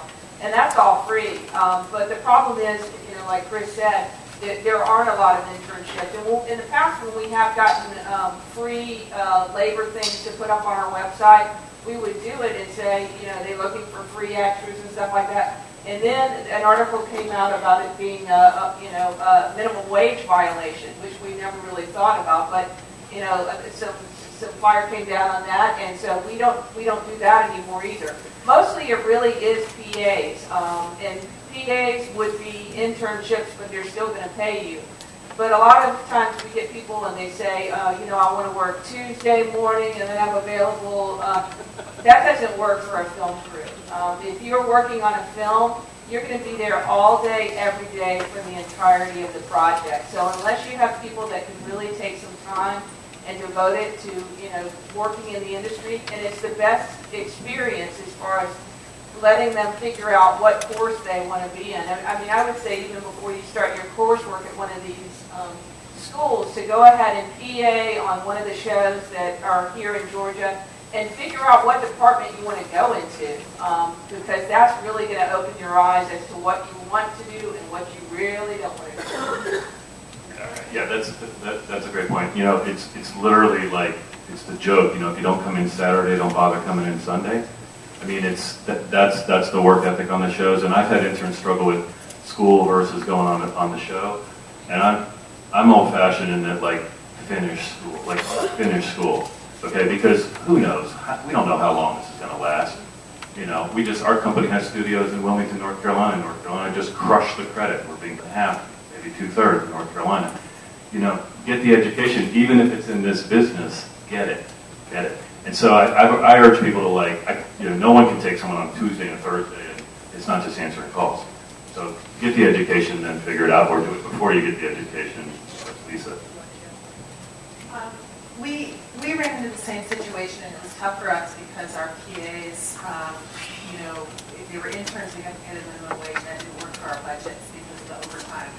So what we've chosen to do as a company is a mandate to partner with the Department of Labor, to partner with all of our educators in the region and create, an integrated internship so that they can get school credit for the work that they're doing with us, and to make sure that we partner with those teams and actually even put some educational facilities on site so that, and we're in a unique position because we haven't constructed everything yet, so we can make those plans. But I feel like if you pull people in, and we've got SCAD, which is an art school, and the kids coming out of there are very talented, but when Mike Key in the lighting department tells him he wants to put a light here, he doesn't want their opinion as to whether or not he just wants you to move from point A to point B, and if you don't, you're fired. That leads to the ethics that we're talking about. But if I had an opportunity to bring them in on an internship and put them through the Megan retraining program, they'd be like Army majors. So that's a great thing. So you can see it's complicated. That question is complicated. And I'm sorry to come in. But by the way, I heard the other day that film people are kind of unusual, right? We're a different breed. Well, how do you get film people? It would be like if the Army bred with the carnival. You get film people. That's an analogy you can understand. And all these guys pretty much go, yeah, that's it. Either that or circus clown. What I want to say is from what we're doing from the technical college system in the state of Georgia, we have a very extensive intern program and practicums through our nursing that we go out into hospitals and doctors' offices and all of that already. It's well in place and it works. We are insured. We have liability insurance and health insurance for all of our students that go out and do these. So we've created a practicum class that allows them to come in and they're totally covered and you're covered. And Ron Jackson has promised me that they will adjust any insurance necessary to meet the industry's needs so that we can actually get some of these intern things through. We're out of time, but I know. Can we do one more? Okay, yes. Well, actually, I am my name is Berta Watson. I am the audio, video, technology, and film instructor or trainer here at the Newton College Career Academy. And one of the things that my kids or students always ask me is, would they want to see a live set? They want to just observe, even if it's for like 30 minutes to an hour. Is there any way, Screen Gems, and thank you so much, Carl, for this. He's on our advisory board, so thanks so much, to just, have the kids to come out and just tour your facility and also maybe just witness a live set. That's one of the things that you can just watch it on TV and watch, behind the scenes, but it's nothing like being there in person and seeing everybody in action and working. And that's what really gets there, when we want to do this. Right. So is there any way? I think you can answer. It depends on which one. And I'm always happy to work with anybody. It obviously depends on what production is in there and how open they are to that. If it's a big, super secretive film, sometimes they'll have a problem. But I think any of us would try to make that happen for you if a request was made. And it goes back to the intern thing as well. Getting an internship, it's like when you graduate, you have to find a job. You have to be tenacious. Go find, there are different avenues where you can go through a system to try to get an internship. But I've helped a number of kids that are persistent. They come to me with resumes. I have nothing to offer them. But you know, when I see somebody that's persistent and really wants to get into it, I will shuffle that resume to the right people and give them contact information. So it's a good, getting an internship is a good prep for actually going out in the real world and getting a job. You got to be tenacious and you got to go find the avenues and find the right contacts to do it. But as far as getting on set, you know, sometimes we're not allowed on set, but we can always try for you. The other thing I would add is that John is very gracious about all that stuff. First of all, they'd have more fun watching paint dry. Okay, I mean it's deadly dull, like on set, right? Well, because you can't really see what they're doing. You're behind what they're doing, and I understand we're jaded. We think it's dull, but the answer is, I mean, it's like when we get stuck in the building when they start shooting, it's the worst. So, but yes, and especially like if you know it's organized, whatever. What we can't do is it's very frustrating because I want everybody to see what we do, but there's a reason we have walls and fences and gates because there's stalkers out there. But I would say we're, as a group, as the Alliance, we're all happy. Maybe we should do some kind of like plan to do that and rotate around, and you know, you guys would be first, obviously. But the other thing that they can do is there's incredible resources online to just, you know, if you search YouTube for like, I mean, there's people have taken security footage on a movie set and they can see what goes on. So there are other ways to do it. It's just that, as John said, I was thrown off the set of a Ben Stiller movie the first day I walked onto it, and I was their landlord. So, you know, yes, we want to help, but it's a little overrated.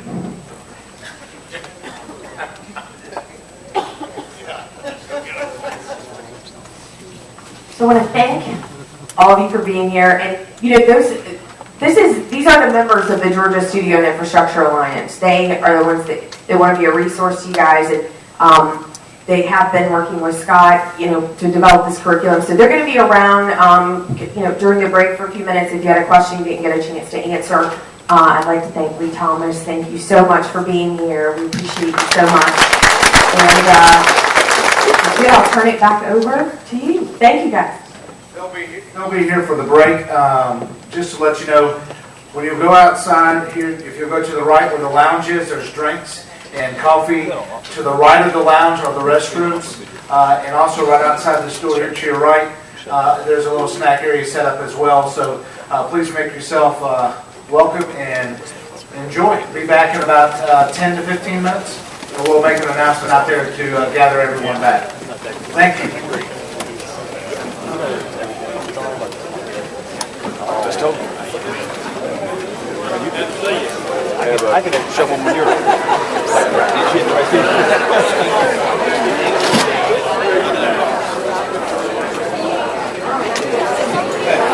Hello, Bob.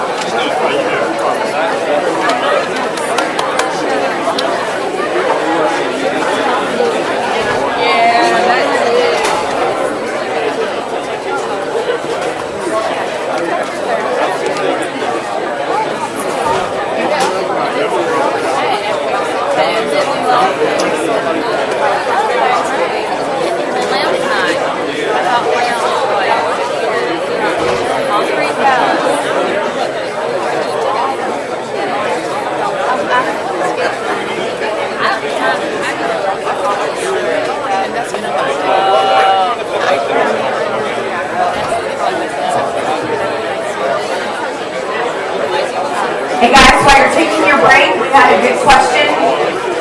The video that you saw from the Georgia Studio Infrastructure Alliance with all the different jobs is going to be made available on the College and Career Academy website, so students can go on there and see what these jobs are. So we had a good question, and we should have said that earlier. That's all I said.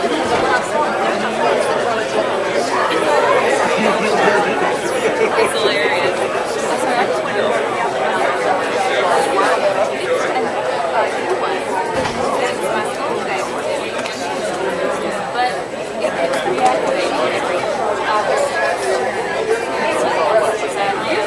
This is Blue Bubble. This is John Elliott.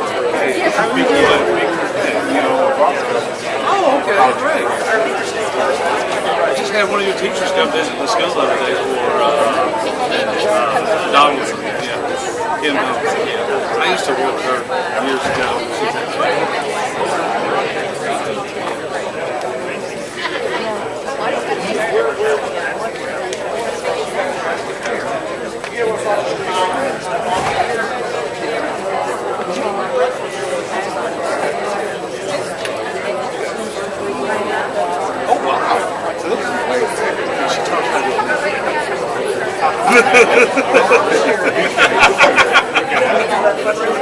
Yeah, hey, look, hey, it works. I'm not getting offers about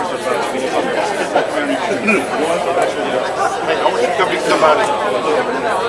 Good to see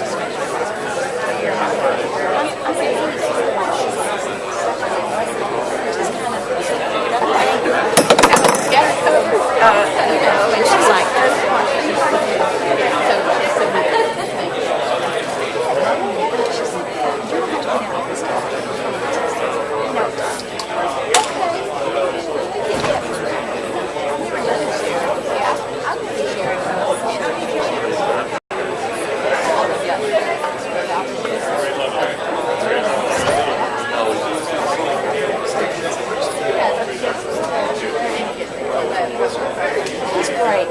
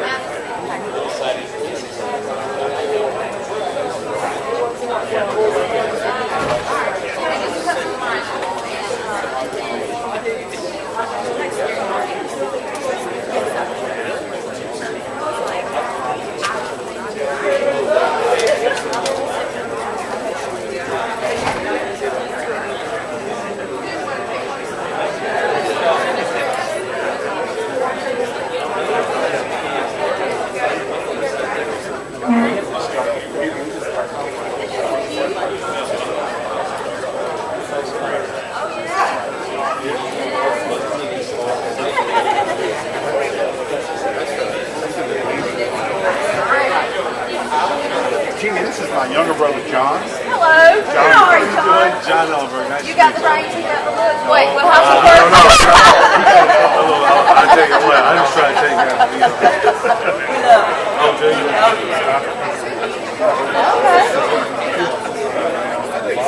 Well, let's see, 287. Out of 21 and 87. Oh, yeah. See, the thing is that nobody will be cutting down.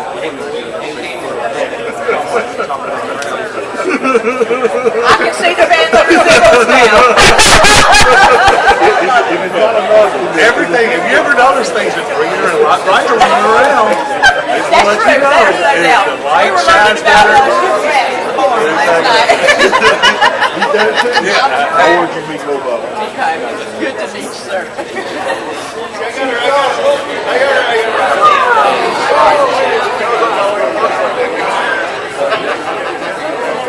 And everybody stay for lunch. Stay for lunch.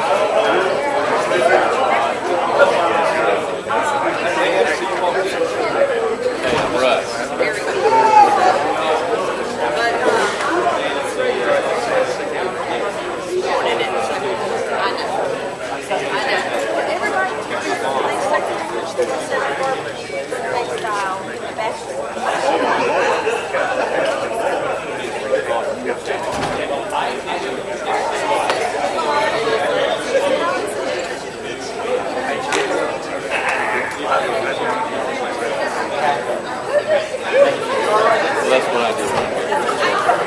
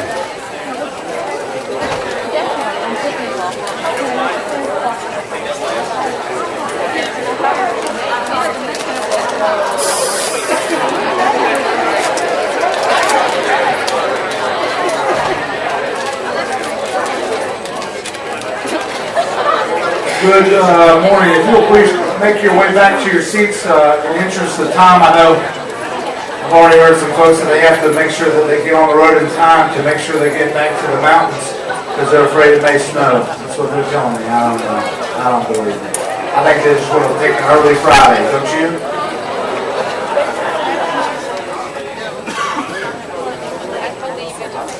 Come on in, come on in.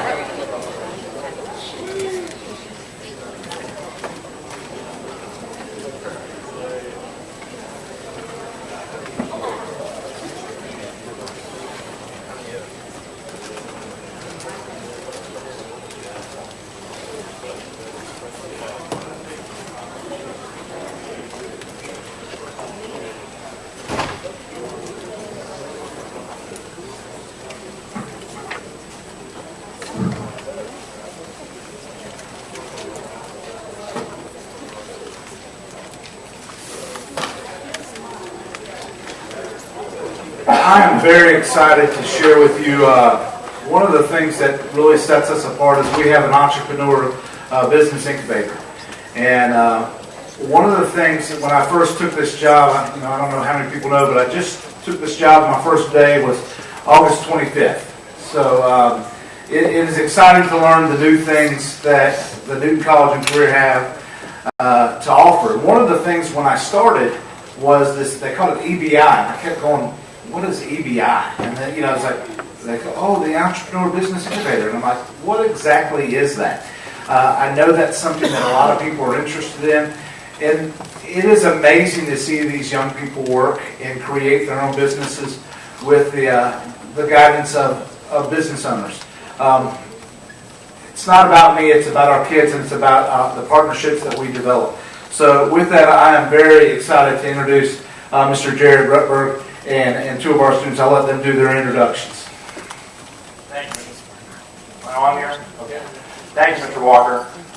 First of all, to break the ice a little bit, I want to say how proud I am of these two to sit up here in front of all y'all, so please give them a round of applause.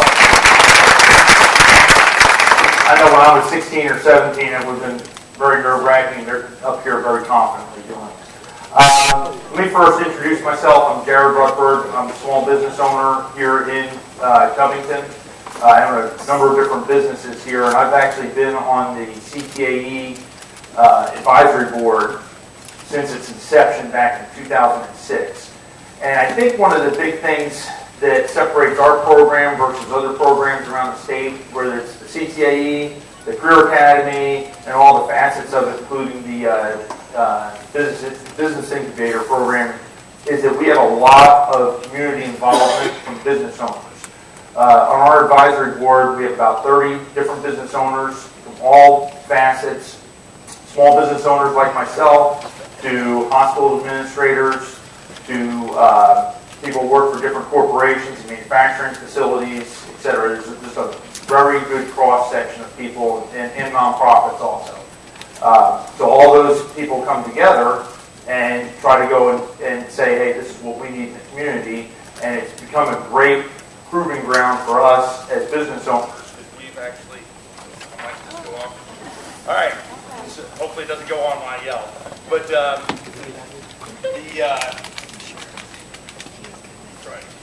back on? Okay, there we go. So anyway, we've had a lot of success with getting people in, from the community involved with the students and progressing. I think I have a bad battery here, but so anyway, it's been very positive for us. But I would like to introduce my two social media interns. They've been working on doing social media for a couple of my businesses. First one is going to be Keon.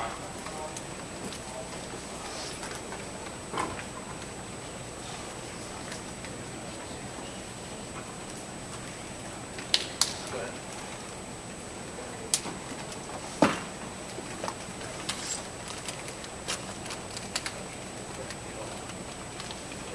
When I started,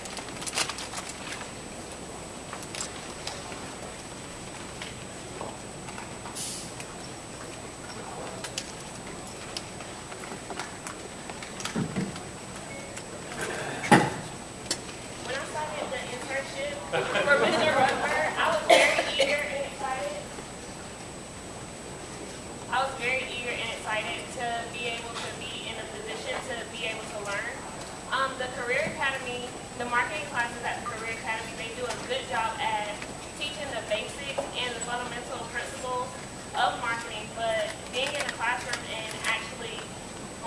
business are two completely different things. Through this internship, I've already learned so many new skills. I've learned how to create and distribute emails using Constant Contact to over 9,000 customers. I've also learned how to create more efficient emails in a shorter time frame. In the beginning, it would take me 5 or 6 times before I had an email that was completely ready to be sent off. Now it only takes me around 1 or 2 times to be able to create an email that's completely ready to be sent off. In addition to that, I've also learned the importance of demographic and how it affects the work that I do. Being that advertising is one of the main aspects of marketing, you have to be able to know how to market to not only one group of people, but multiple groups of people. And I've learned that. When I do my flyers, I've learned that what may work for one demographic, such as females, will not necessarily work for another demographic, which would be males. But I'm very thankful for the opportunity to work for Mr. Rutberg, and it's taught me so much, and it's better prepared me for my future in marketing.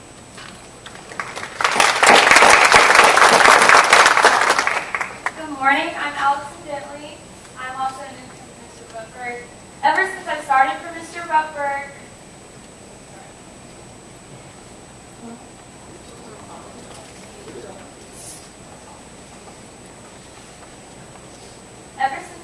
working for Mr. Rutberg, I've learned new marketing and business skills, such as using social media from the business point. I've helped Covington Pro Loop and Covington Quick Changes sites, Facebook page, Twitter pages, and Instagram pages from 951 likes to 1,094 likes.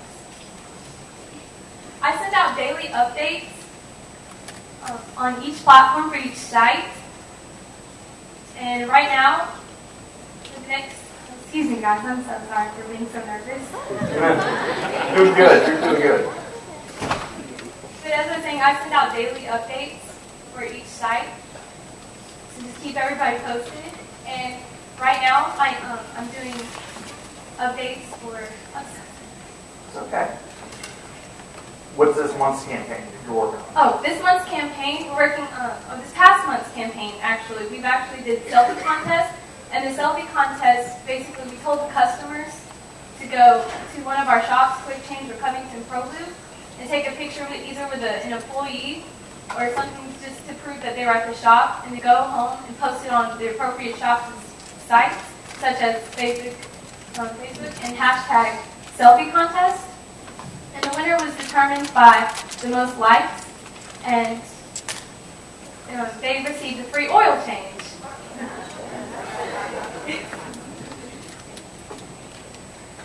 What's this? The objective for the selfie contest was to gain more customers and likes.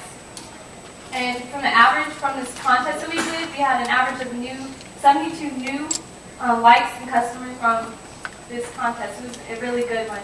This month's updates, I'm actually supporting her emails for Toys for Tots campaign, and we support her. And in our future campaigns, we're going to do Relay for Life.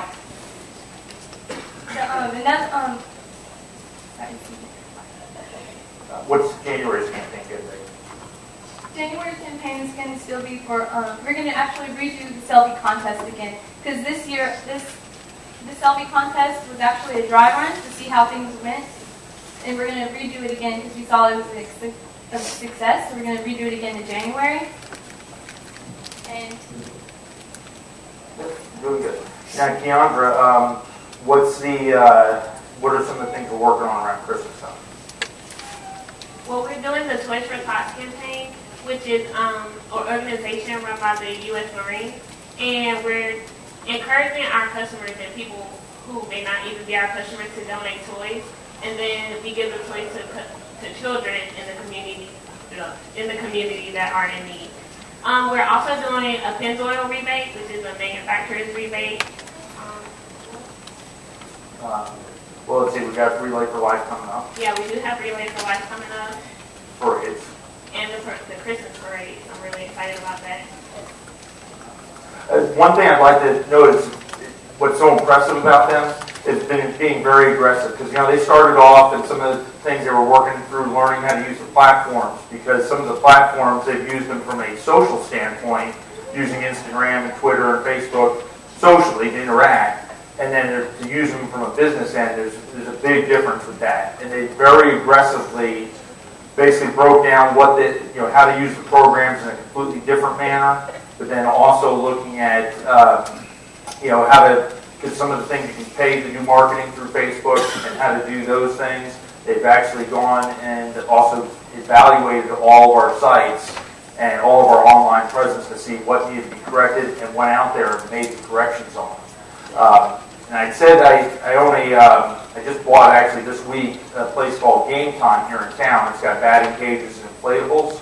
And I told the girls about that, hey, I've got this coming up, and just threw it out there as to what they thought about it, because I certainly didn't want to overload them. And they're so aggressive about it, they were like, yes, absolutely, they want it. I think they just want free inflatables, but they were just so aggressive about it, very excited to do it. Do you have any questions? Please. I think I'm the CTA coordinator here in Newton County, and I'm 5 days newer than Mr. Walker. So one thing that I think would be good for them to hear about is you're hearing that Mr. Rutberg comes in and these two students work for him within the EBI, the incubator that's over there. If you were to see the incubator, it's cubicles and a conference table and things. So I was in here Monday. Is it Monday you guys do meetings? Mm-hmm.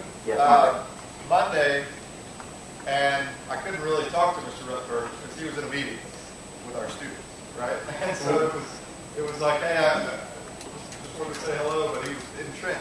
And so the students call their business partners in for meetings and strategizing. They were looking at data analytics and all that kind of stuff, but that's one business. They have one business that they're running, right? And then there are several others. So I don't know if you guys can talk about. You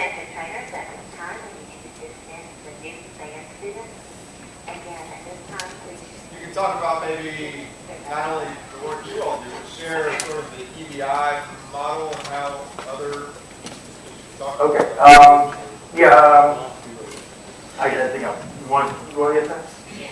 Go ahead. Well, the EBI room, I think it has maybe 3 or 4 businesses that are run by students. I know one of them is web design, and it's a group of students, and they do web design for different businesses around Covington. And there's a tie-dye business. Oh yeah, there's a tie-dye business, and they actually came in there to ask Mr. Rutberg for advice on how to get their business started and on what he thought about it. And yeah, I think they will be real successful going around here, and especially to people that like the tie-dye.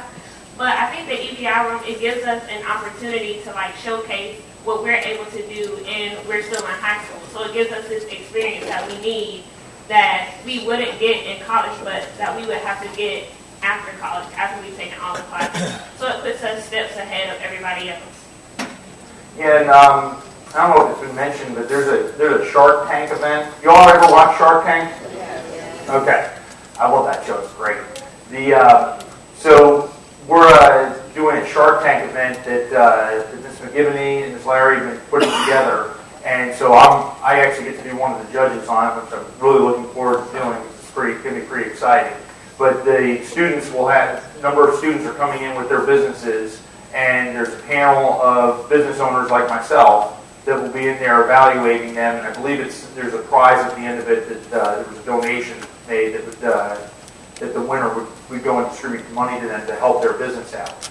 But so I actually got to preview a few of the businesses this past week, and it was really neat to see what their ideas are. And there's been a number of there's actually, I've seen over the years that's come out of there. There's one student now that I think he's going to be paying for his college very easily based on a business that was built out here.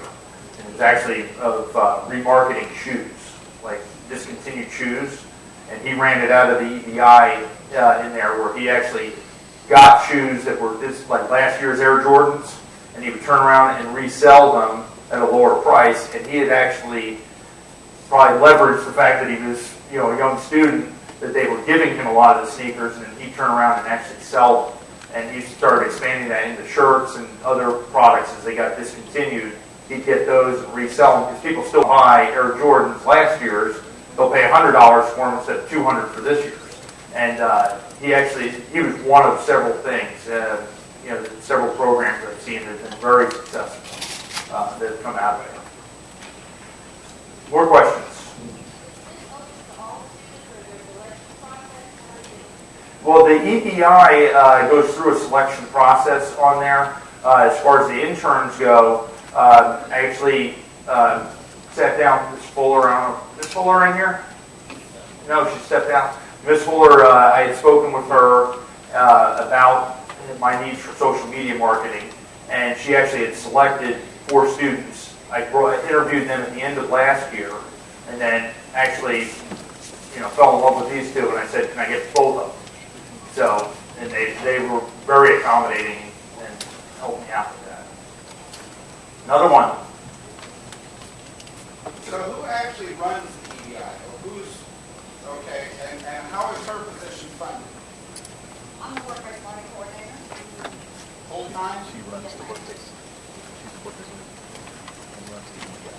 Another one? Yes, sir. Is there I probably missed this part, a certain time of day you do it? Is there a regular class or is it after school type thing?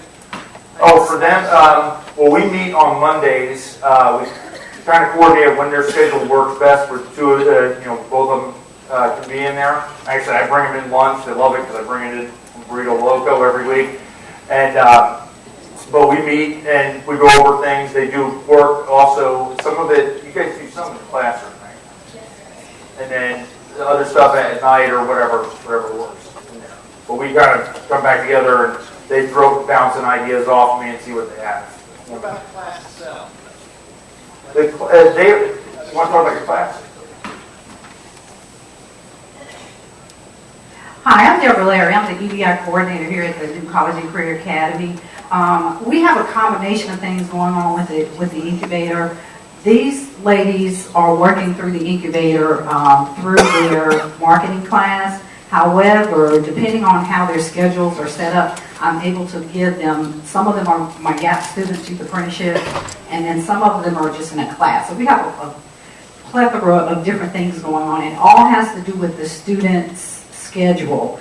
I actually do have students that work in the incubator, and it is an actual work-based learning class. So in addition to Mr. Rutberg, we have such buy-in from the business and industry here at Newton County that we have 5 companies that come to the incubator and work with our students here. We call them associates. You may have heard people say that. So some of them are actually in a work-based learning class in the incubator, and some are doing it either before school, after school, and like in this situation, they're doing it in the classroom, and they're doing some at home, some here. So we have combinations of all kinds of things going on. One other thing I wanted to say about this, if you're thinking about doing this at your school, you have to have the support of your technology staff. You heard them say Twitter, Facebook, Instagram. How many of you have access to those things at your school?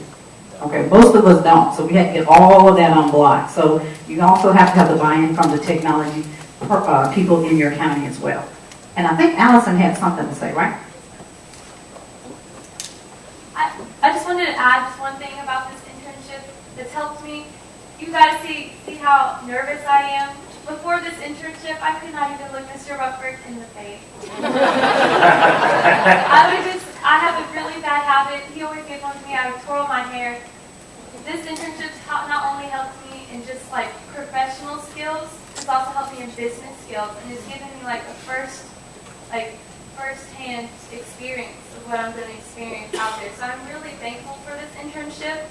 And I just want to thank Mr. Rutberg. Me and Keandra want to thank Mr. Rutberg for his constructive criticism. Like his business advice, he's always good at that.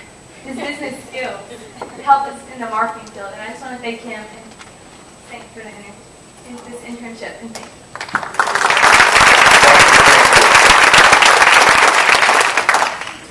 One thing to add in, Mr. Roberger also does several afternoon sessions for anybody that is available that wants to come in. The students, whether they are a part of the incubator or are thinking about being a part of the incubator, in the afternoons he runs different sessions and he talks them through the process of starting a business and what they need to go through and what paperwork they may have to do. And that's really eye-opening for our students. So they think that it's just real easy. But when you stop and you talk to a business owner who has 3 businesses in our community, to know this is what you're going to have to go through, some of those kids realize, wow, it's not as easy as I think it is. And he helps them through. He helps them develop their plans and walks them through that process, which is more than we could ever ask for a business owner. He is a true champion of Newton College and Career Academy. And with that, I'd just like to thank him personally and for all his dedication that he gives to our Career Academy. Thank you. Do you have anything else you would like to share, Mr. Rookberg? No, I appreciate y'all coming in here and seeing what a great job that the faculty and staff are doing here. And these are the products here of all their hard work. And they're just great students. That are dedicated. And these 2 are my favorite. But there's so many great students out here across the board because I interact with them. I see them when I come in. And every time I come in, there's always somebody that impresses me. And something that Mr. Woodard started years ago, and all the staff have done, and Mr. Walker has been continuing, and it's just been really tremendous. And I think from out in your communities, trying to get the business leaders to buy in. From our end, business leaders, we're very proud, and it actually gives us a very positive feeling every time we come into this building or interact with these students. And this is because they're just such a cut above and different and inspirational. All the high schools are great, but it's just something different when you come in here. It's really tremendous, and I hope that you can get that same thing in your communities because this is the future of America. Thank you. We have an opportunity to give tours for anyone who would like to give tours, and we'll definitely walk across the hall and show you the EBI Center as part of that tour as well. But if you have time before you have to go, I know a lot of you have to drive back, but please make sure that we have our associate board back there that are more than willing, and they'll be able to give you the first-hand experience of what Newton College and Career Academy has given them. But they're also just wonderful students just to listen to. I mean, they're why we're here. While each and every one of us are in this room is because of students and the impact that we can make.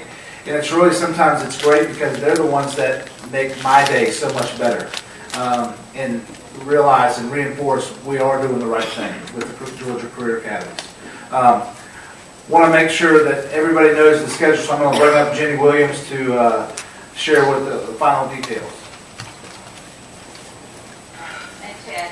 All right, so this is the official conclusion of the summit. However, for our Academy CEOs in the room, you're aware that what we do at the end of each summit is we keep you guys back for a couple of extra hours so that we can have a workshop with you. And hopefully I put one of our agendas in each of your hands. But let me say too, if you're a prospective community looking to apply for our grant to establish an academy, we welcome you to come back and participate in that process as well. I think that the tour is probably a 30-minute tour because we're going to have a barbecue buffet lunch set up in this room. We'll need you to get back and be in place. We're going to get kicked off with the CEO workshop at noon. Okay, so if you want one of those agendas, you're welcome to. Now let me say this too, at the conclusion of each of our annual Lieutenant Governor Summit, we have a little ritual that we do. So I would like to call Chad Walker and Mickey Edwards to the floor, please. Let's give these guys a round of applause.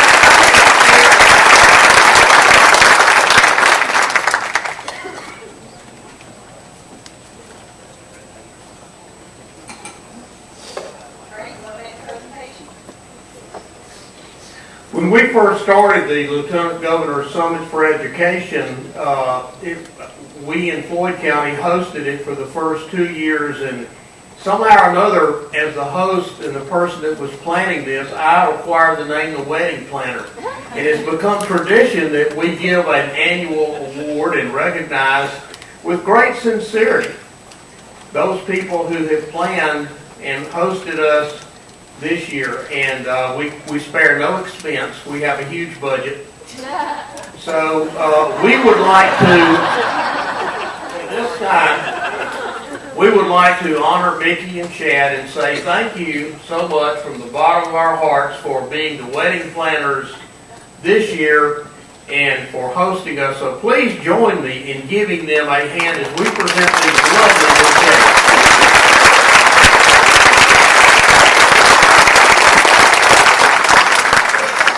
And everyone, mark your calendars for next year's summit. The decision has been made. We are taking it back on the road as we do, headed back down south where it's going to be a little bit warmer. So Golden Isles Career Academy will be on who, thank you very much, in Brunswick next year. So again, please enjoy yourself on the tour for our CEOs, prospective communities. Please come back at noon for lunch. Hold on, I just brought to my attention that I got this beautiful, doesn't every pageant queen get to do a speech?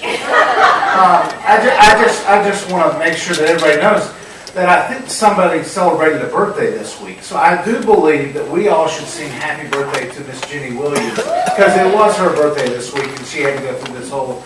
So Dr. Edwards, will you start us off?